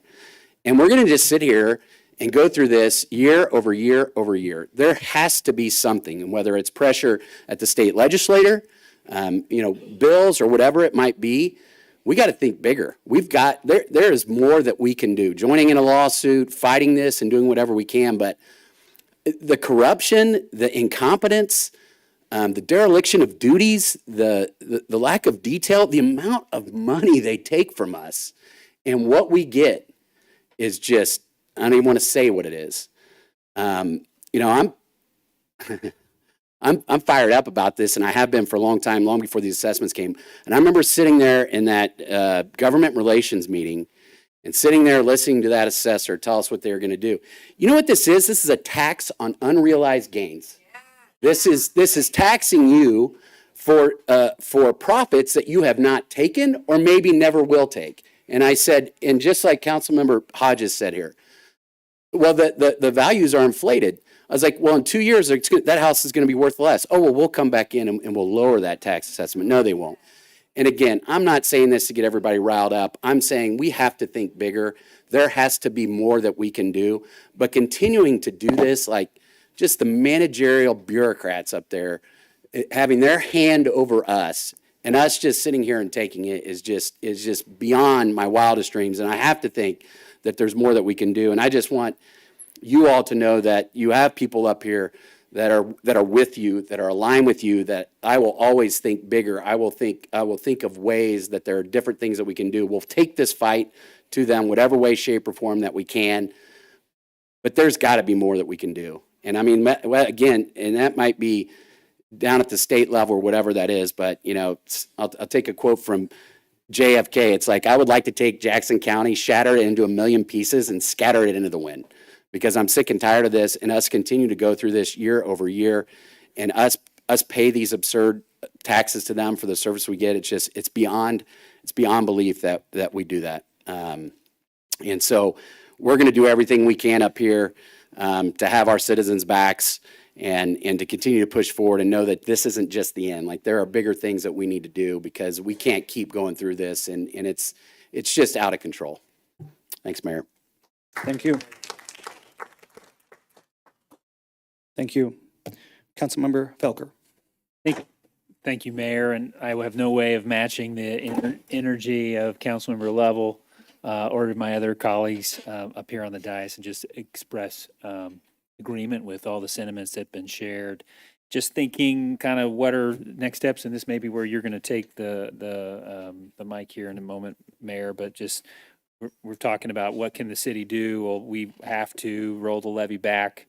We're limited in that regard, so we have to do that. Is there more that the city does that decreases the impact on our citizens?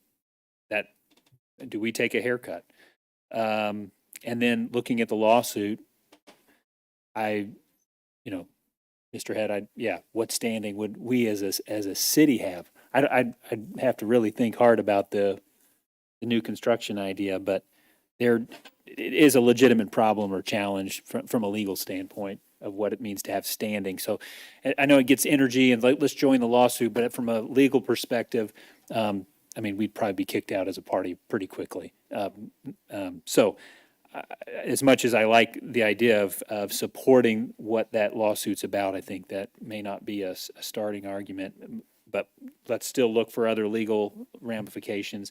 Looking at the resolution, it does speak it does provide at least our voice to say, you know, what can the executive do, meaning the county executive, in terms of making, you know, delays or reverting back to prior years' assessed valuations. I mean, certainly it's our way of saying what we would like the county to do. I know it doesn't give us any power to bind the county to do that. So anyway, Mayor, I'll just share those thoughts. Thank you for a few moments of time. And Thank you. And I'll just say thanks, everybody, for coming. I know that you probably represent thousands of people who feel the way you do. So thank you. Thank you. So we put this on the agenda after council members were like, what are we going to do about this? Via email requesting, you know, action that we could take. And then I always like to say meaningful action, just as you're getting to. And they've received all kinds of, I have ideas and such. I think scaling it down from 30%, I mentioned Cass County was 11%. I just did the numbers on 2019 and that was a 20% increase. And while that didn't feel right, certainly 30% does not feel right, even far worse than that. The problem is the disparity between some people getting 100% increases on the dais and some people even 200 and more. If they could scale that down to a 15% increase from 30, and they could utilize the Tyler technologies to do that, that would be very meaningful. And I was trying to think through that with staff and things of those nature, but I still don't know how to have meaningful impact. Well, then the opportunity came forward that Blue Springs and Independence, they haven't done a lawsuit, but they had done resolutions saying that they would like to freeze the property taxes at the 2022 level. And that's what we like doing. We want to align ourselves with our sister cities that are struggling through this the same way we are. And I think that for tonight, that is the one thing that would be most meaningful. The most meaningful action is to align ourselves with Blue Springs and Independence resolutions. So we've copied that. We put that we fortunately got it on the docket soon enough so that it could be posted and such. And I think that it's meaningful in that the city of Lee Summit, Blue Springs, and Independence represent a few 100,000 people. And this is what we are saying that we would like to see from Jackson County. I'm afraid that what Jackson County is betting on, as we've all made some assumptions, they're betting on that if everybody would just appeal their taxes, if it's not equitable, that it'll all work out.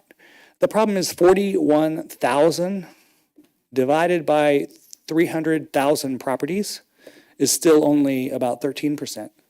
So only about 13% of the property owners are appealing their taxes. And that's not enough to bring the disparity in alignment. I understand they spent $18 million on Tyler Technologies.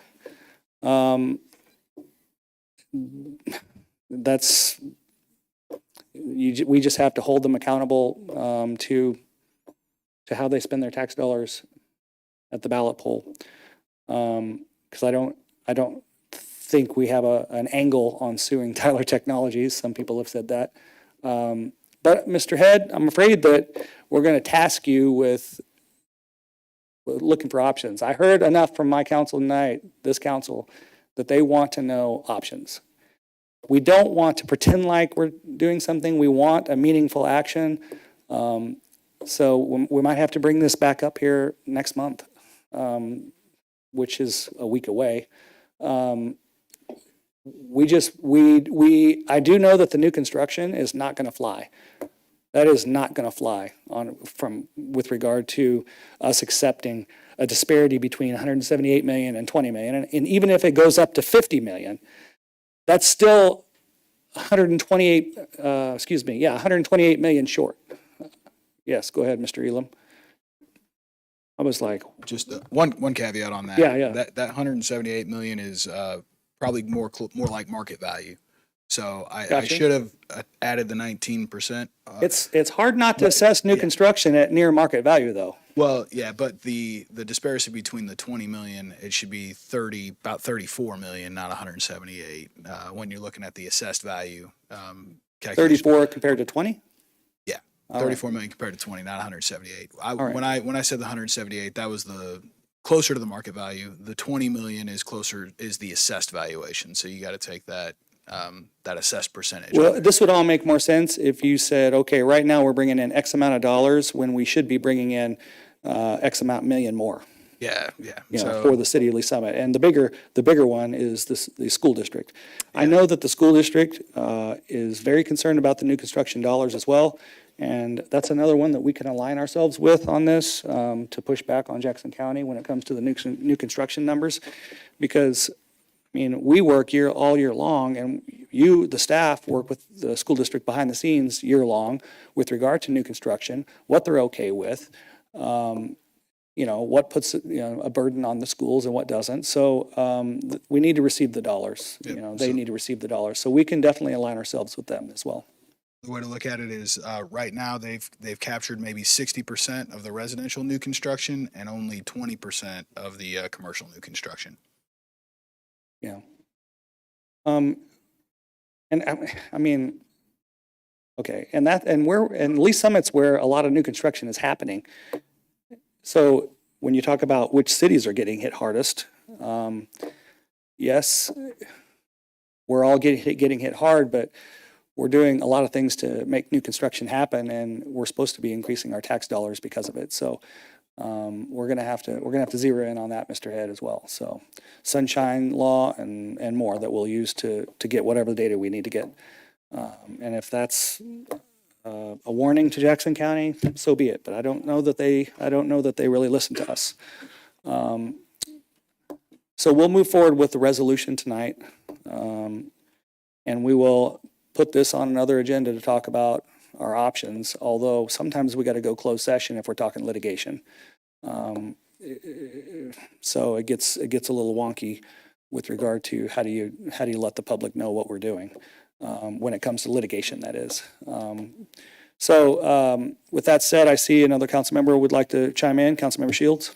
Thank you, Mayor. I just wanted to ask, is there anything that we can do to help our citizens with the appeals process at this point, to help put out information about how to do those appeals, where to go to file them? Because they do have a week left. Yeah. And even if we just put something on the website to link to, and some simple instructions, because it's not easy to figure out. I think it's a great point, because numerous council members have brought this up. The 80-year-old, the 75-year-old citizen we had come up earlier. My mom is 75 next month, and her appeal went up way too much, so I helped her appeal. But my mom doesn't have a computer, so she wouldn't have got it done without a family member. And there are a lot of people in town that don't have a family member that need help. So I do know that my response to that, we can ask if there's other ideas. But my thing about that is there are 13,000 realtors in Kansas City, Missouri, Kansas City Metro. If they're not helping your friend, if they're helping out, like, they shouldn't even be charging you. They should just be making friends. They should be helping you do comps, and that's good. They should be. I've seen some that aren't. But the point is that find a realtor friend. If you check in on your neighbors and make sure that they're being looked out for if they don't have family. It's really a time that we got to come together. It's really a time that we got to look out for each other. Because I can tell you, you're right, and the reason I know you're right is because 13% of the people are only appealing their taxes, and that's not enough. And I think the reason that the one thing about council members, the reason if you really, we do kind of understand this because we have to go through this every year with Ms. Wurtelman, and it's really frustrating because we also know that because when we roll back the taxes with this kind of disparity, someone with a 10% increase in assessment, they're actually going to get a lower tax bill. And that is not fair. It's not just. It's not equity. Nobody's bill should be going down at the expense of other people's bill going up. And that's where that's why we're dumbfounded by Jackson County. We all understand that. Why do they not understand that? And if they do understand that, how can they actually feel that it's fair? That people's bills are going down while other people's bills are going up dramatically. I think, Councilmember Shields, I don't know that I answered it, but I do think that we have to lean in on each other, and if anybody has other ideas, they can chime in. Councilmember Pryor? Thank you, Mayor. And I think I already know the answer to this question, and I don't know, but I was wondering if we could maybe put something on, kind of like what Councilmember Shields said, just on our Facebook or the city, but also put on there's so many inconsistencies. People are showing up and they're saying, no, we don't accept those comps. We don't accept Zillow comps. No, we want this. There's no consistencies. It's just luck of the draw on who you happen to get that day to do when you're going in for your appointment. And so I was wondering if we could maybe find out exactly what they're wanting, or exactly what they're wanting people to take to their appointment, so we have it in black and white what they're supposed to take, because there's zero consistency. Some people are able to use Zillow, and some people are being told, no, you can't use Zillow. Some people are able to use comps from 2021, and then other people are told, no, you can't use 2021. You have to have 2022. And so I don't know if we could find just what exactly they're wanting, so people know what to take, and maybe put a link on exactly where you're supposed to appeal, or the phone number, just so it's easily accessible. And I know that's still only reaching people that are actively online or actively being able to use a computer, but just putting something out there that could maybe just help some people. Okay, I don't know how you get through 41,000 appeals if you're being that difficult about how you prove your property, because I've heard that they're basically, stop interrupting, please. Basically, I've heard that if you just do a decent job, you're gonna get consideration for a lower assessment, and that's why I feel like, we just need to really encourage everybody to appeal, even if you're like, well, I'm not. Should I appeal or not? If you even question should you appeal or not, you should be appealing.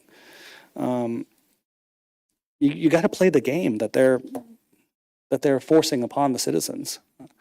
But Mr. Dunning, can you make sure that we're doing a lot more on the city website, the city Facebook page, and more, and let's do a blitz. We got how many days? 6-7 days.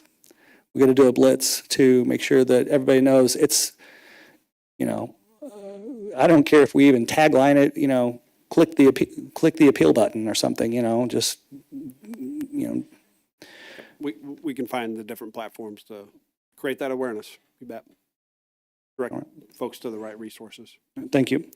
Councilmember DeMauro. Thank you, Mayor. And I just wanted to touch on what Councilmember Pryor was saying about, the documents or the information you have to provide. I've heard from several people about the inconsistencies, people that have gone in person of what they bring, and it's either invalidated or whatever. And I think the inconsistency is what is part of the problem too, because a lot of people will ask, well, what did you take? I'm going to take the same thing, and then they take the same thing, and we that's not valid. We're not valid for this process. So I'm not considering that there's malice in that decision by that one person, but they are so inconsistent. They're not together. They don't know that they may feel like, well, I'm giving too many breaks. I need to be hardlined. I don't know.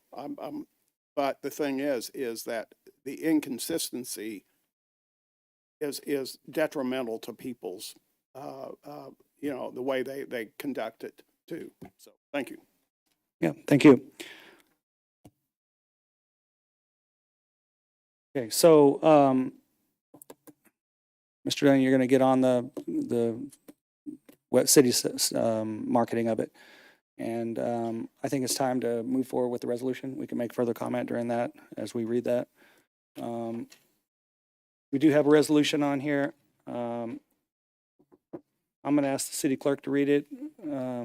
Ms. Fowler Curry, would you please read resolution number 23-19? Resolution number 23-19, a resolution expressing the concern of the Council of the City of Lee Summit, Missouri, to the reassessment of property and the dramatic increase in values of property in the city, and recommending the county executive and county legislature utilize certain authority provided by the Jackson County, Missouri Charter to maintain the 2022 valuations for the 2023 tax year. Thank you. I have a motion to adopt this resolution 23-19 by Councilmember Shields. I have a second from Councilmember DeMoro. Discussion?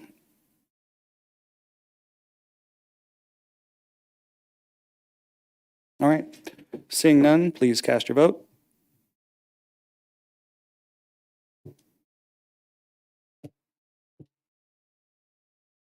All votes are in. Please record the vote. It passes unanimously. And I just would say, push that appeal button. Keep fighting. Don't be intimidated by this process. Get help. There's a lot of people out here that will help. If you know someone that needs help, we'll find a way to appeal it. All right. Thank you all for coming tonight. I know that you guys were really unhappy about all this. We've got a couple more resolutions. Resolution number 2320. Ms. Fowler Curley, would you read that one for us too?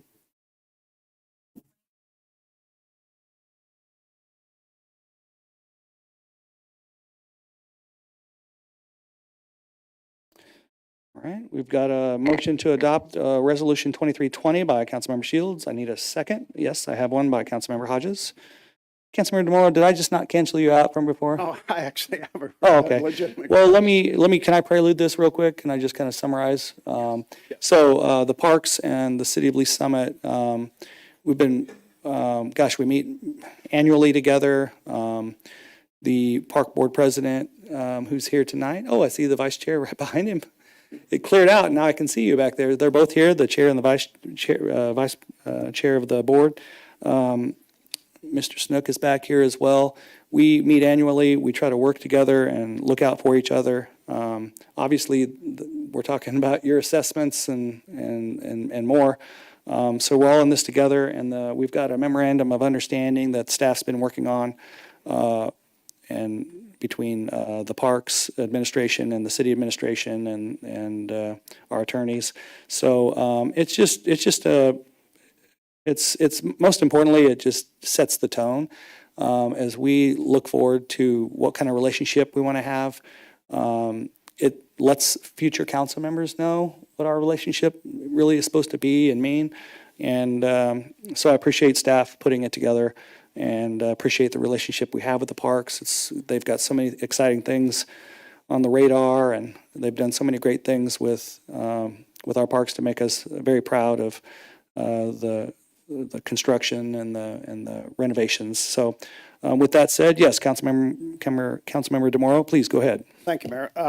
Under 3B, there is, that's cost for services between parties. B is review of cost allocation for internal services. And of course, that's everything, that's listed there. But it says from time to time, the parties may conduct a cost allocation study on the cost for providing the internal services. Is that an annual review? I guess I'm asking Mr. Dunning. Is that our annual review for the study of the costs, or how does that work? So I guess I would respond to that each year we budget together, right? And so things are being looked at during that process, but it's not a comprehensive annual review to look at, should this be adjusted?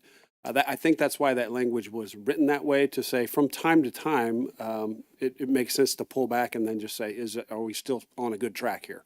Okay, so when things align, it's, you know, you're assumed that everything lines up and everything's good. Then if it got out of balance, then we'd probably do It's something. Collaboration through that whole process, through our annual budget process, and as we're preparing those annual budgets, and then when, if we feel like things are out of whack or something significant changed that may need to adjust those numbers, then perhaps we do that more in-depth review. Okay, thank you. Thank you, Mayor. Thank you.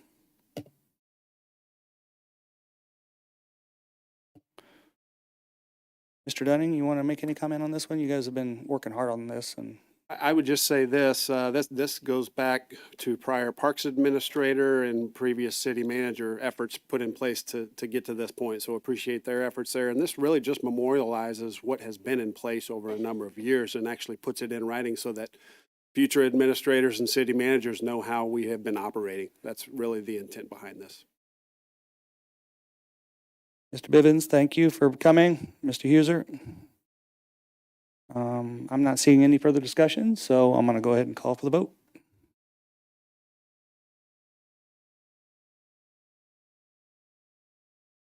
All votes are in. Please record the vote, and it does pass unanimously. Thanks for sticking it out tonight on this entertaining, with the entertaining agenda. I don't know if it's entertaining. We've all been mad for weeks, but we finally get to express ourselves a little bit more publicly, so. Next, we have another resolution. This one is Resolution 2321. Ms. Fowler-Arcuri, would you please? Resolution number 23-21, a resolution authorizing the mayor to appoint successor directors to the Streets of West Pryor Community Improvement District. All right, thank you. We have a motion to adopt Resolution 2321 by Councilmember Shields, seconded by Councilmember DeMoro. Discussion? Seeing none, please cast your vote. All votes are in. Please record the vote. Passes 7-0. You all, we're going to go to proposed ordinances forwarded from committee unless you all want to break. All right. Proposed ordinances. Councilmember DeMoro, would you please read Bill number 23-146? Thank you, Mayor. I move to 23-146. I move to second reading Bill number 23-146, an ordinance awarding the bid for project number 22-109A1 for the rehabilitation of runway 1129 Taxiway B and Taxiway C to Scodeller Construction, Inc. in the amount of $614,498.45, and authorizing the city manager to execute an agreement for the same. Thank you. We have a motion to move to second reading Bill number 23-146 by Councilmember DeMoro, seconded by Councilmember Hodges. Discussion? Seeing none, please cast your vote. All votes are in. Please record the vote. Passes 7-0. Councilmember DeMoro, would you please read for adoption? Yes, sir. I move for adoption Bill number 23-146, an ordinance awarding the bid for project number 22-109A-1 for the rehabilitation of runway 1129 Taxiway B and Taxiway C to Scodeller Construction, Inc. in the amount of $614,498.45, and authorizing the city manager to execute an agreement for the same. Thank you. We have a motion to adopt Bill number 23-146 by Councilmember DeMoro, seconded by Councilmember Shields. Discussion? Please cast your vote. All votes are in. Please record the vote. It's adopted 7-0. Thank you. Councilmember Shields, would you please read Bill number 23-147? Thank you, Mayor. I move for second reading of Bill number 23-147, an ordinance approving the award for RFQ number 2023-054 to purchase engineering services on an as-needed basis for a one-year term with up to 4 one-year renewals to BranchPattern, Inc., contract number 2023-0541, and to Terracon Consultants, Inc., contract number 2023-0542, and authorizing city manager to execute the same for the city. Thank you. We have a motion to move to second reading Bill number 23-147 by Councilmember Shields, seconded by Councilmember Hodges. Discussion? Seeing none, please cast your vote. All votes are in. Please record the vote. It does move to second reading unanimously. Councilmember Shields, would you please? Thank you, Mayor. I now move for adoption of Bill number 23-147, an ordinance approving the award of RFQ number 2023-054 to purchase engineering services on an as-needed basis for a one-year term with up to 4 one-year renewals to BranchPattern Inc. contract number 2023-0541 and to Terracon Consultants Inc. contract number 2023-0542, and authorizing the city manager to execute the same for the city. Thank you. We have a motion to adopt Bill number 23-147 by Councilmember Shields, seconded by Councilmember Hodges. Discussion? Please cast your vote. All votes are in. Please record the vote. It's adopted unanimously. Thank you. Councilmember Lovell, would you please read Bill number 23-148? Mayor, I move to advance the second reading Bill number 23-148, an ordinance approving modification number 5 to the agreement with Crawford, Murphy, and Tilley Incorporated for an on-call professional planning and engineering services for the airport, RFQ number 2020-067, in the amount of $73,000, and authorizing the city manager to execute an agreement for the same. Thank you. We have a motion to move to second reading Bill number 23-148 by Councilmember Lovell, seconded by Councilmember Hodges. Discussion? None. Please cast your vote. All votes are in. Please record the vote. Moves forward unanimously. Councilmember Lovell, would you please? I move for adoption Bill number 23-148, an ordinance approving modification number 5 to the agreement with Crawford, Murphy, and Tilley Incorporated for on-call professional planning and engineering services for the airport, RFQ number 2020-067, in the amount of $73,000, and authorizing the city manager to execute an agreement for the same. Thank you. We have a motion to adopt Bill number 23-148 by Councilmember Lovell, seconded by Councilmember Pryor. Discussion? Please cast your vote. All votes are in. Please record the vote. And that bill is adopted unanimously. Thank you. And that takes us to, oh, no, we got one more. Bill number 23-149. Councilmember Felker, would you please? Mayor, I'd like to move to advance the second reading Bill number 23-149, an ordinance authorizing the city of Lee Summit to require fingerprinting of applicants or licensees in specified occupations for the purpose of receiving state and national criminal history record information. Thank you. We have a motion to move to second reading Bill number 23-149 by Councilmember Felker, seconded by Councilmember Hodges. Discussion? Yes. Councilmember Pryor. Thank you, Mayor. So during the CEDC meeting, I missed this, but it states in section 2, it says fingerprint volunteers. I didn't know exactly what that meant, and I just know how hard it is to already find volunteers to help with like downtown, with chamber events like the Oktoberfest and downtown events. I didn't know, does it pertain to that, or what exactly does it pertain to? Mayor, council members, Travis Forbes, Chief of Police. I should have read the ordinance right before I came up. I'm not sure what part volunteers. Usually our front desk officers, we call them PSOs, do the fingerprints. We do anticipate this will increase their workload a little bit. Maybe I can pull up the ordinance and see what section, what it says specifically. You want me to read it? Would it be? If you wouldn't mind. Okay, it says, I took a screenshot, so any person to obtain licensure for liquor license, let's see. Oh, okay.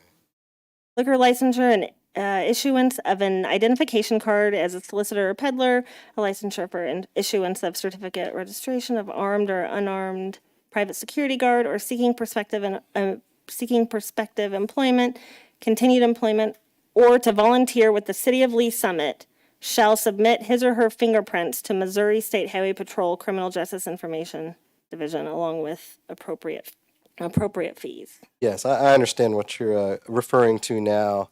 I believe we have processes in place to determine the identity of our employees. We're able to fingerprint those, but I don't believe we're able to do volunteers as it currently sits. So this would give us the opportunity to do that. I know it's a little bit of an inconvenience, but we've had, particularly I've focused more on the peddlers ordinances, the solicitors ordinances. We really rely upon their identification being factually accurate without conducting fingerprint checks now too. I think we'd want to be a little cautious with our volunteers as well, who are representing the city, although not in an employment capacity. You know, you could dream of all sorts of situations where someone is giving us a false name or something and representing themselves as part of the city, but that's certainly up for council discussion. So even just to randomly volunteer, like to sign up to pick up trash, would that be, or what volunteer capacity are you talking about exactly? I believe the ordinance is proposed more for the steady volunteers that we have that volunteer on a regular basis for the city. I think different departments have folks who are among the regular cadre of volunteers, and not so much the people who may, for example, with the recent litter pickup that helped the mayor and others to pick up litter on the side of the roads. I don't think it's really targeted those folks as much as people who regularly volunteer for different departments in the city, if that makes sense. It does. Can we somehow state it in there that, I mean, to say exactly what type of volunteer? I just don't want to discourage anyone like for volunteering of like, I don't know, yeah. I just don't want to discourage volunteers because I know it's really hard to find volunteers, and I know that that's a can be a time-consuming process. I just don't want to discourage anyone from like volunteering for. I'm just thinking about what my family volunteers for, the what's that? Not Oktoberfest, downtown days, things like that. Is that? I mean, I definitely don't want a criminal doing that, but I don't know if is that where? So those events are sponsored through either the chamber or downtown Lee Summit Main Street. I think what Chief's referring to, I think within our parks, predominantly parks, where we have volunteers, I think of the Gamber Center and things, where they are performing certain functions on behalf of the city in a volunteer capacity, greeting people, things of that nature. That makes sense. Okay. So that's yes. where I'm going to draw a line and say this is applicable, right? So I'm connected with you, though. Yes, we certainly don't want to discourage and run everybody through this process such as this. Okay, that makes sense. All right, perfect. Thank you. All right, thank Very you. much better. Councilmember Pelker. Thank you, Mayor. And I'll just add, like, I had to go be fingerprinted when I wanted to volunteer to help out with the high school wrestling team. So youth is what I'm thinking about, is actually whenever the city has some interaction, parks, otherwise where there might be a youth component, making sure that those who are volunteering are people who want to volunteer in those settings. So thank you. Thank you, Mayor. They let you coach? They let me, I did help. I went to practice. It was fun. Yep. Anyone want to join me next time? Man, I miss those days. Councilmember Shields? So I can definitely understand for those kind of circumstances where you're talking about frequent contact, especially with minors. But as it's written, it just says anyone wanting to volunteer shall submit their fingerprints. And I'm thinking about people who are on all of our different boards and commissions. Like, it's already hard enough just to get them to fill out the application. Like, if you say you want to serve on the Wellness Commission, now you need to not only fill out this application and write your letter, but also go down to the police station to get fingerprinted. Like, I just don't know if just the discussion that we're having on the record now to kind of clarify where that's intended to apply or not to apply is enough, or does it need to actually reflect something more specific in the language of the ordinance? Or maybe everybody thinks that people should get fingerprinted for that. I don't know. Do you want to, do we want to send this back to Mr. Head to work on, to change the language? Mr. Head, can you try to alleviate some of these concerns? I don't know a whole lot about the process that this went through, but I think between the chief and myself and Beth Morano, I'm sure we could come up with some wording that would, it is a shall. It does say a person seeking to volunteer with the city shall. So I think it would be better if we allowed there to be some discretion, because not every single person volunteering for everything necessarily needs to submit fingerprints. And I think we should have that conversation given the concern that the council has regarding this. Yeah, Mr. Mayor, from my perspective, the peddlers and solicitor permits probably give me the most heartache from citizen complaints and such. So we're almost done with that season, so to speak. We're coming up, winter is coming, I suppose you might say. So I'd be perfectly fine with going back and taking a look at how we could perhaps word this to allow the capture of some of those volunteers that we don't want to include in the ordinance. Councilmember Pelker? Maybe I'm being a bit pretentious, but can we not just amend that provision instead of saying shall, may be required instead? Because then what we're doing is giving the whatever process is involved, the permission in such instances. So again, I don't know if that's too much discretion, but I don't know if it's, and I don't know what the urgency is. Sounds like you're stating that there's not a lot maybe in the immediate future where you need to do this. So maybe going back to spend more time in committee is appropriate, but I also would be willing to say, let's change the word shall to maybe required to submit his or her fingerprints. So then you're leaving that discretion to the instance or the type of program that's involved. So I know, council member, that the reason for this ordinance is the highway patrol does require the city to pass an ordinance for us to obtain what they call a non-criminal justice originating agency identifier. It's ORI. I'm not sure how they came up with that identifier, but it allows us to run non-criminal fingerprint checks, and that's really what we're shooting for. So I don't know if the verbiage is very important, that in order to do it at all, it should say shall or not. I think that'd be something we might want to look into to make sure we're not creating an ordinance that the highway patrol rejects for our ability to do this. So that's a good point, and possibly it could work. go ahead, Mayor. All right, thank you. Councilmember Pryor? Thank you. I just wanted to say otherwise, other than that not being completely cleared up, I support this. So if we were to pass it tonight, as Councilmember Felker, but it sounds like, yeah, but I just wanted to say that I do support this otherwise. So, yeah, thank you. You started this whole thing and now you're saying you support. No.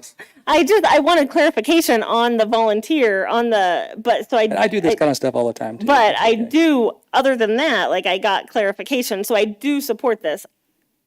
So I think yeah. we should send it back to Mr. Head to do a little checking on and bring it back, and we'll just be comfortable that way. Mr. Head? Mayor, there is one other option. If you wanted to proceed forward with this and just strike the volunteer language, then the chief and I can get together and we can come back with another ordinance that just has the proper verbiage for volunteers, and it would allow this to continue to roll forward, given that it is liquor licensure, solicitors, peddlers.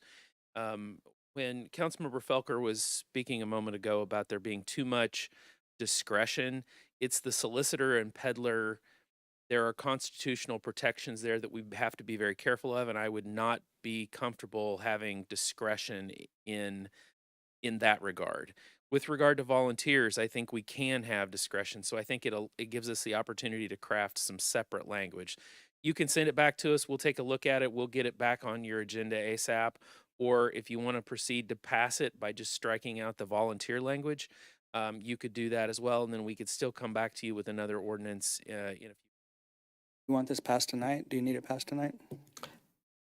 Like I said, the licensure is probably my primary concern, so I think that's a very reasonable approach, and it would give the council the opportunity to discuss what kind of volunteers perhaps you do want a fingerprint. Maybe some do want a fingerprint commission members, maybe some don't. Okay. That's So you could want be us a to go ahead policy and do decision. the second option, which is to strike it? I think that would be Okay. acceptable.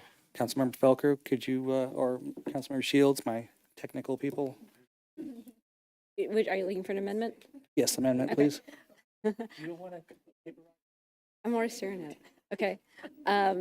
So I would move to strike all references to volunteers and volunteer positions from the second whereas clause, section 1 and section 2 of the ordinance. I kind of feel like she's a volunteer city administrator when she's doing this kind of stuff. I mean, we might need to fingerprint you. You know, mine are on file somewhere from when I was a substitute teacher way back in the day. So I bet you could sunshine those from some school district in southern Missouri. Mayor, may I clarify the amendment just Yes, to make please. sure that we know what we're voting on? Yep. So my recommendation for section 2 would be to read as follows. Any person seeking to obtain licensure for liquor, licensure and issuance of identification cards as a solicitor peddler, and licensure and issuance of a certificate of registration as an armed or an unarmed private security guard, or seeking prospective employment or continued employment with the city of Lee's Summit shall submit his/her fingerprints to the Missouri State Highway Patrol Criminal Justice Information System Division along with appropriate fees. And also to strike those references from the whereas in the section 1 where it has the reference to volunteers, but yeah, that's what he said.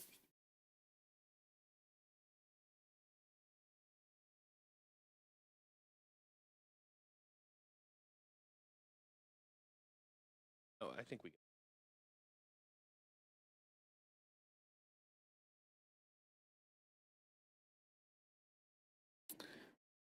think Hold we're on good. one second. I Are you think we're good? You're good with that, Mr. Head? All right, can I get a second? Councilmember Hodges has seconded Councilmember Shields' amendment. So we are going to discuss the amendment. Discussion? All right, we are going to vote on the amendment. So please cast your vote on the amendment to strike. Thank you. All votes are in. Please record the vote. So the amendment passes 7-0, so we are back to the amended bill number 23-149. We have a motion to adopt by Councilmember Felker, seconded by Councilmember Hodges. Discussion. Seeing none, please cast your vote.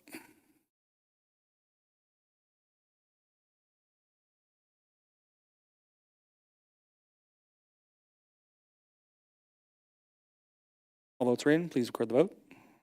So the motion to advance the second reading as amended passes 7-0. So that would be, who read that? Councilmember Felker, would you please read for adoption? Mayor, I move for the adoption of Bill number 23-149 as amended, and an ordinance authorizing the city of Lee Summit to require fingerprinting of applicants or licensees in specified occupations for the purpose of receiving state and national criminal history record information. Thank you. We have a motion to adopt as amended, Bill number 23-149 by Councilmember Felker, seconded by Councilmember Shields. Discussion? Seeing none, please cast your vote. All votes are in. Please record the vote. It's adopted unanimously. Thank you all. I do have a question. Did Chief Forbes, aren't the next 3 days going to be like 100 degrees and he's saying winter is coming? I mean, I'm like, whoa, way to ruin my summer. I'm like, I'm going to really have to make sure I'm outside the next few days. We are to the last ordinances of the evening. Proposed ordinances, second reading. Councilmember Pryor, would you please read Bill number 23-142? Thank you, Mayor. I move for adoption, Bill number 23-142.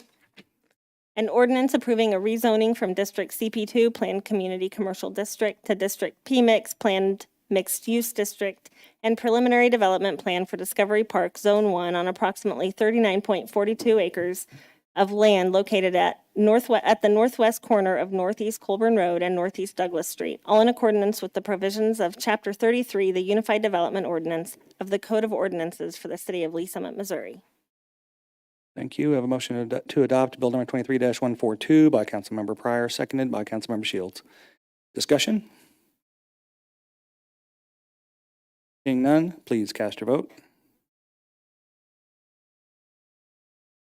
All votes are in. Please record the vote. And it passes 6-1. All right, we got through most of the agenda, a couple more things, and then we'll be out of here. Committee reports.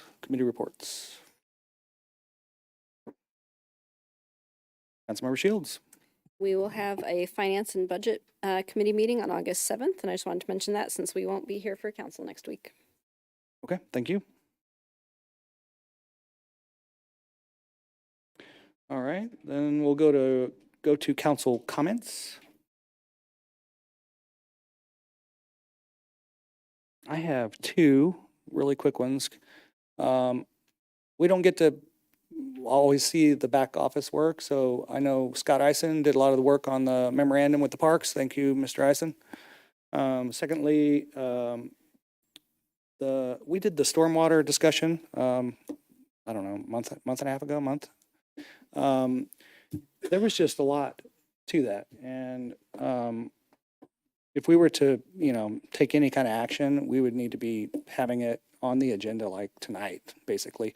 And there's just too much that needs to be worked through before we make any decisions. We cannot rush a decision on that. we want to continue, to have staff work on it, and we'll bring it back for more discussion at a later date. But I just wanted to make sure I at least addressed it, because it's not on your agenda, and it's not going to be on your agenda August. What's our next meeting? We don't have a meeting the 5th or the whatever it is. August 8th. Okay. So it won't be there. I just want to make sure I addressed that, but let you know that, there's a lot to work through if we were to consider that, because if you remember, we weren't ready to address, how to actually implement things like that. So is that fair, Mr. Dunning? Yeah, that's fair. And if, the thought with that presentation was get it to an election in November, if I recall correctly, and that would have meant having this certified into the county by the end of August. So that's rushing things. So Yeah. Okay. Okay, next would be staff roundtable. Mr. Dunning? Mayor and Council, we have included an understaffed roundtable as a packet item. It's our water utilities customer feedback report. So that's the written report that you can peruse through. But I thought if it's okay, if Dom Bennett with water utilities could hit the highlights for your awareness, and then I just have a few things. Can you sing the highlights too? He'll sing it to you. Yes. He's got a great voice, if he didn't.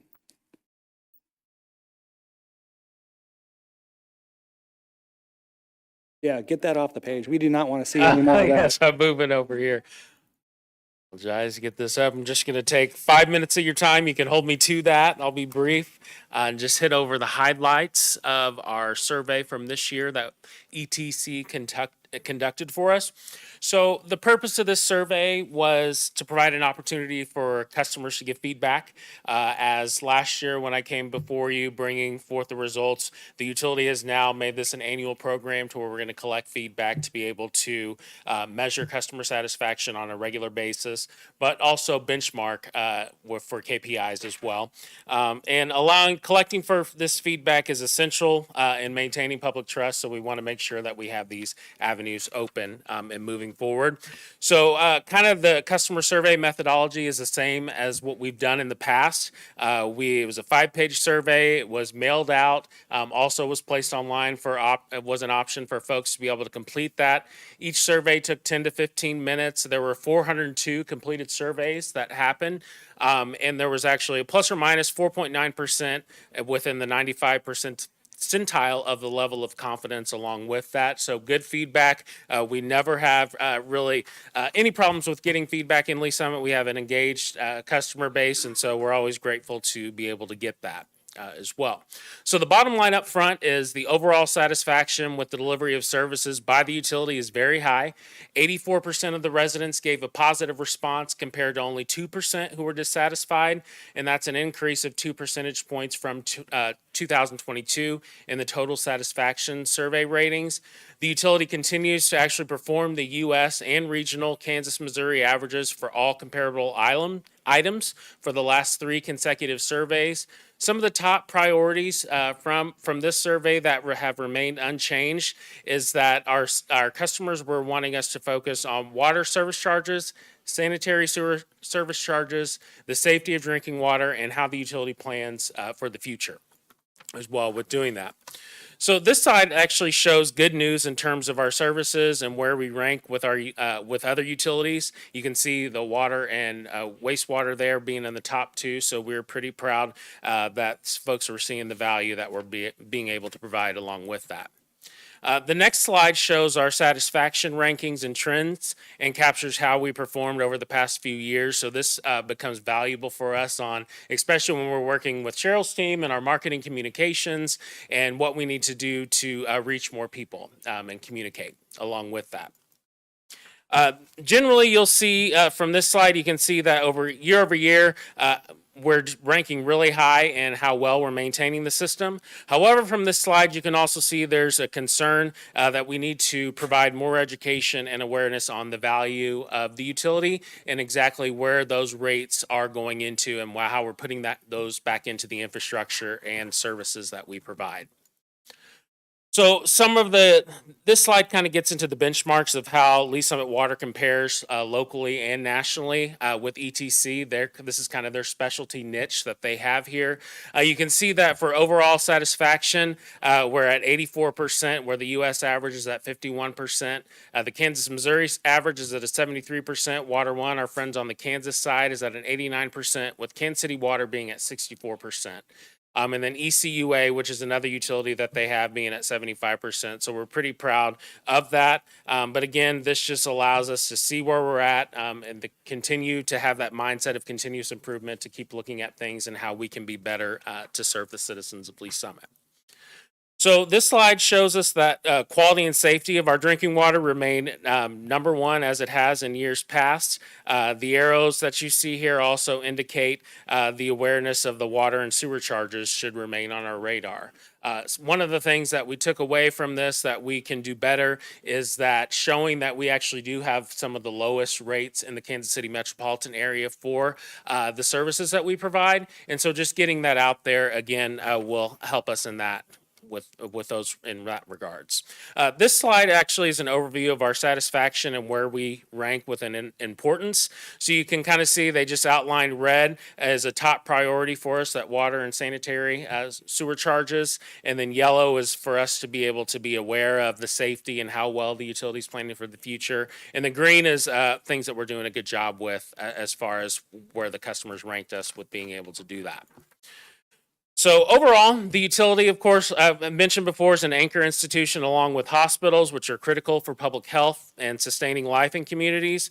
So this slide shows not only do the residents believe that Lee Summit Water provides a value-driven service, but that we also excel at being efficient, but our customers also see us as beneficial to the local economy.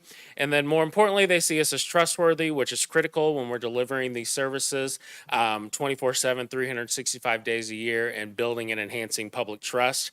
However, though, we do recognize there's always opportunities for improvement and things we can do better at. And so if there's the full presentation and the report is included in the packet, I encourage you to look through that. There was a lot of good data that came from that we're actually already putting into place and have some action items to better serve our customer base.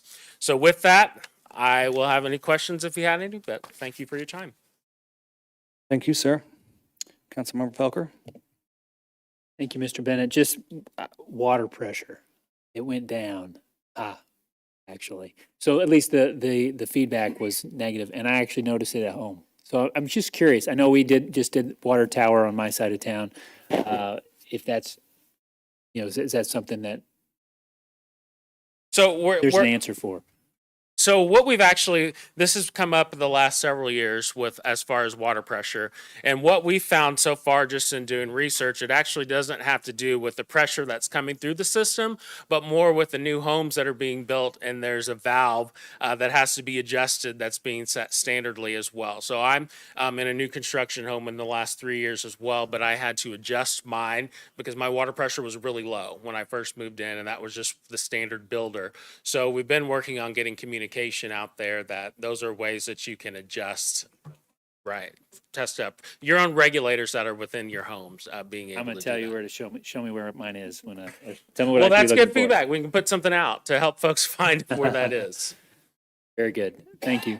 Thank you, Mayor. Yeah, thank you. Okay, thank you, Mr. Bennett.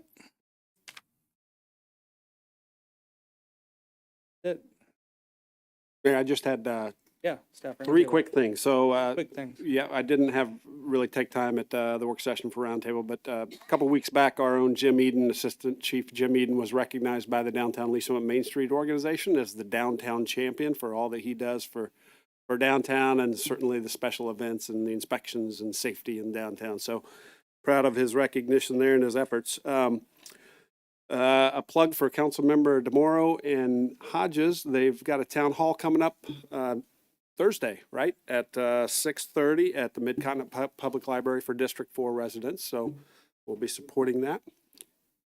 Yeah, on Blue Parkway. A note that's this information has been going out. Chipman Road project is going to begin construction, and there's going to be closures of Chipman Road that are occurring. That will start Monday, July 31st. So through traffic, if you're traveling that section of Chipman Road west of Bent Tree, trying to get through the one-lane bridge and out to View High, that's not going to be a route that's going to be able to be taken. Through local traffic will be maintained, though.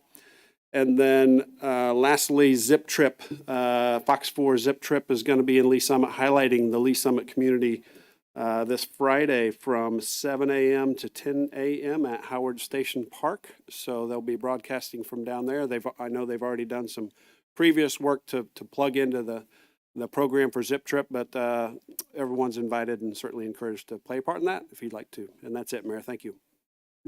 All right. Thank you, sir. All right, everyone. Good meeting. Hard meeting, but good. I'm going to close this session at 8:42.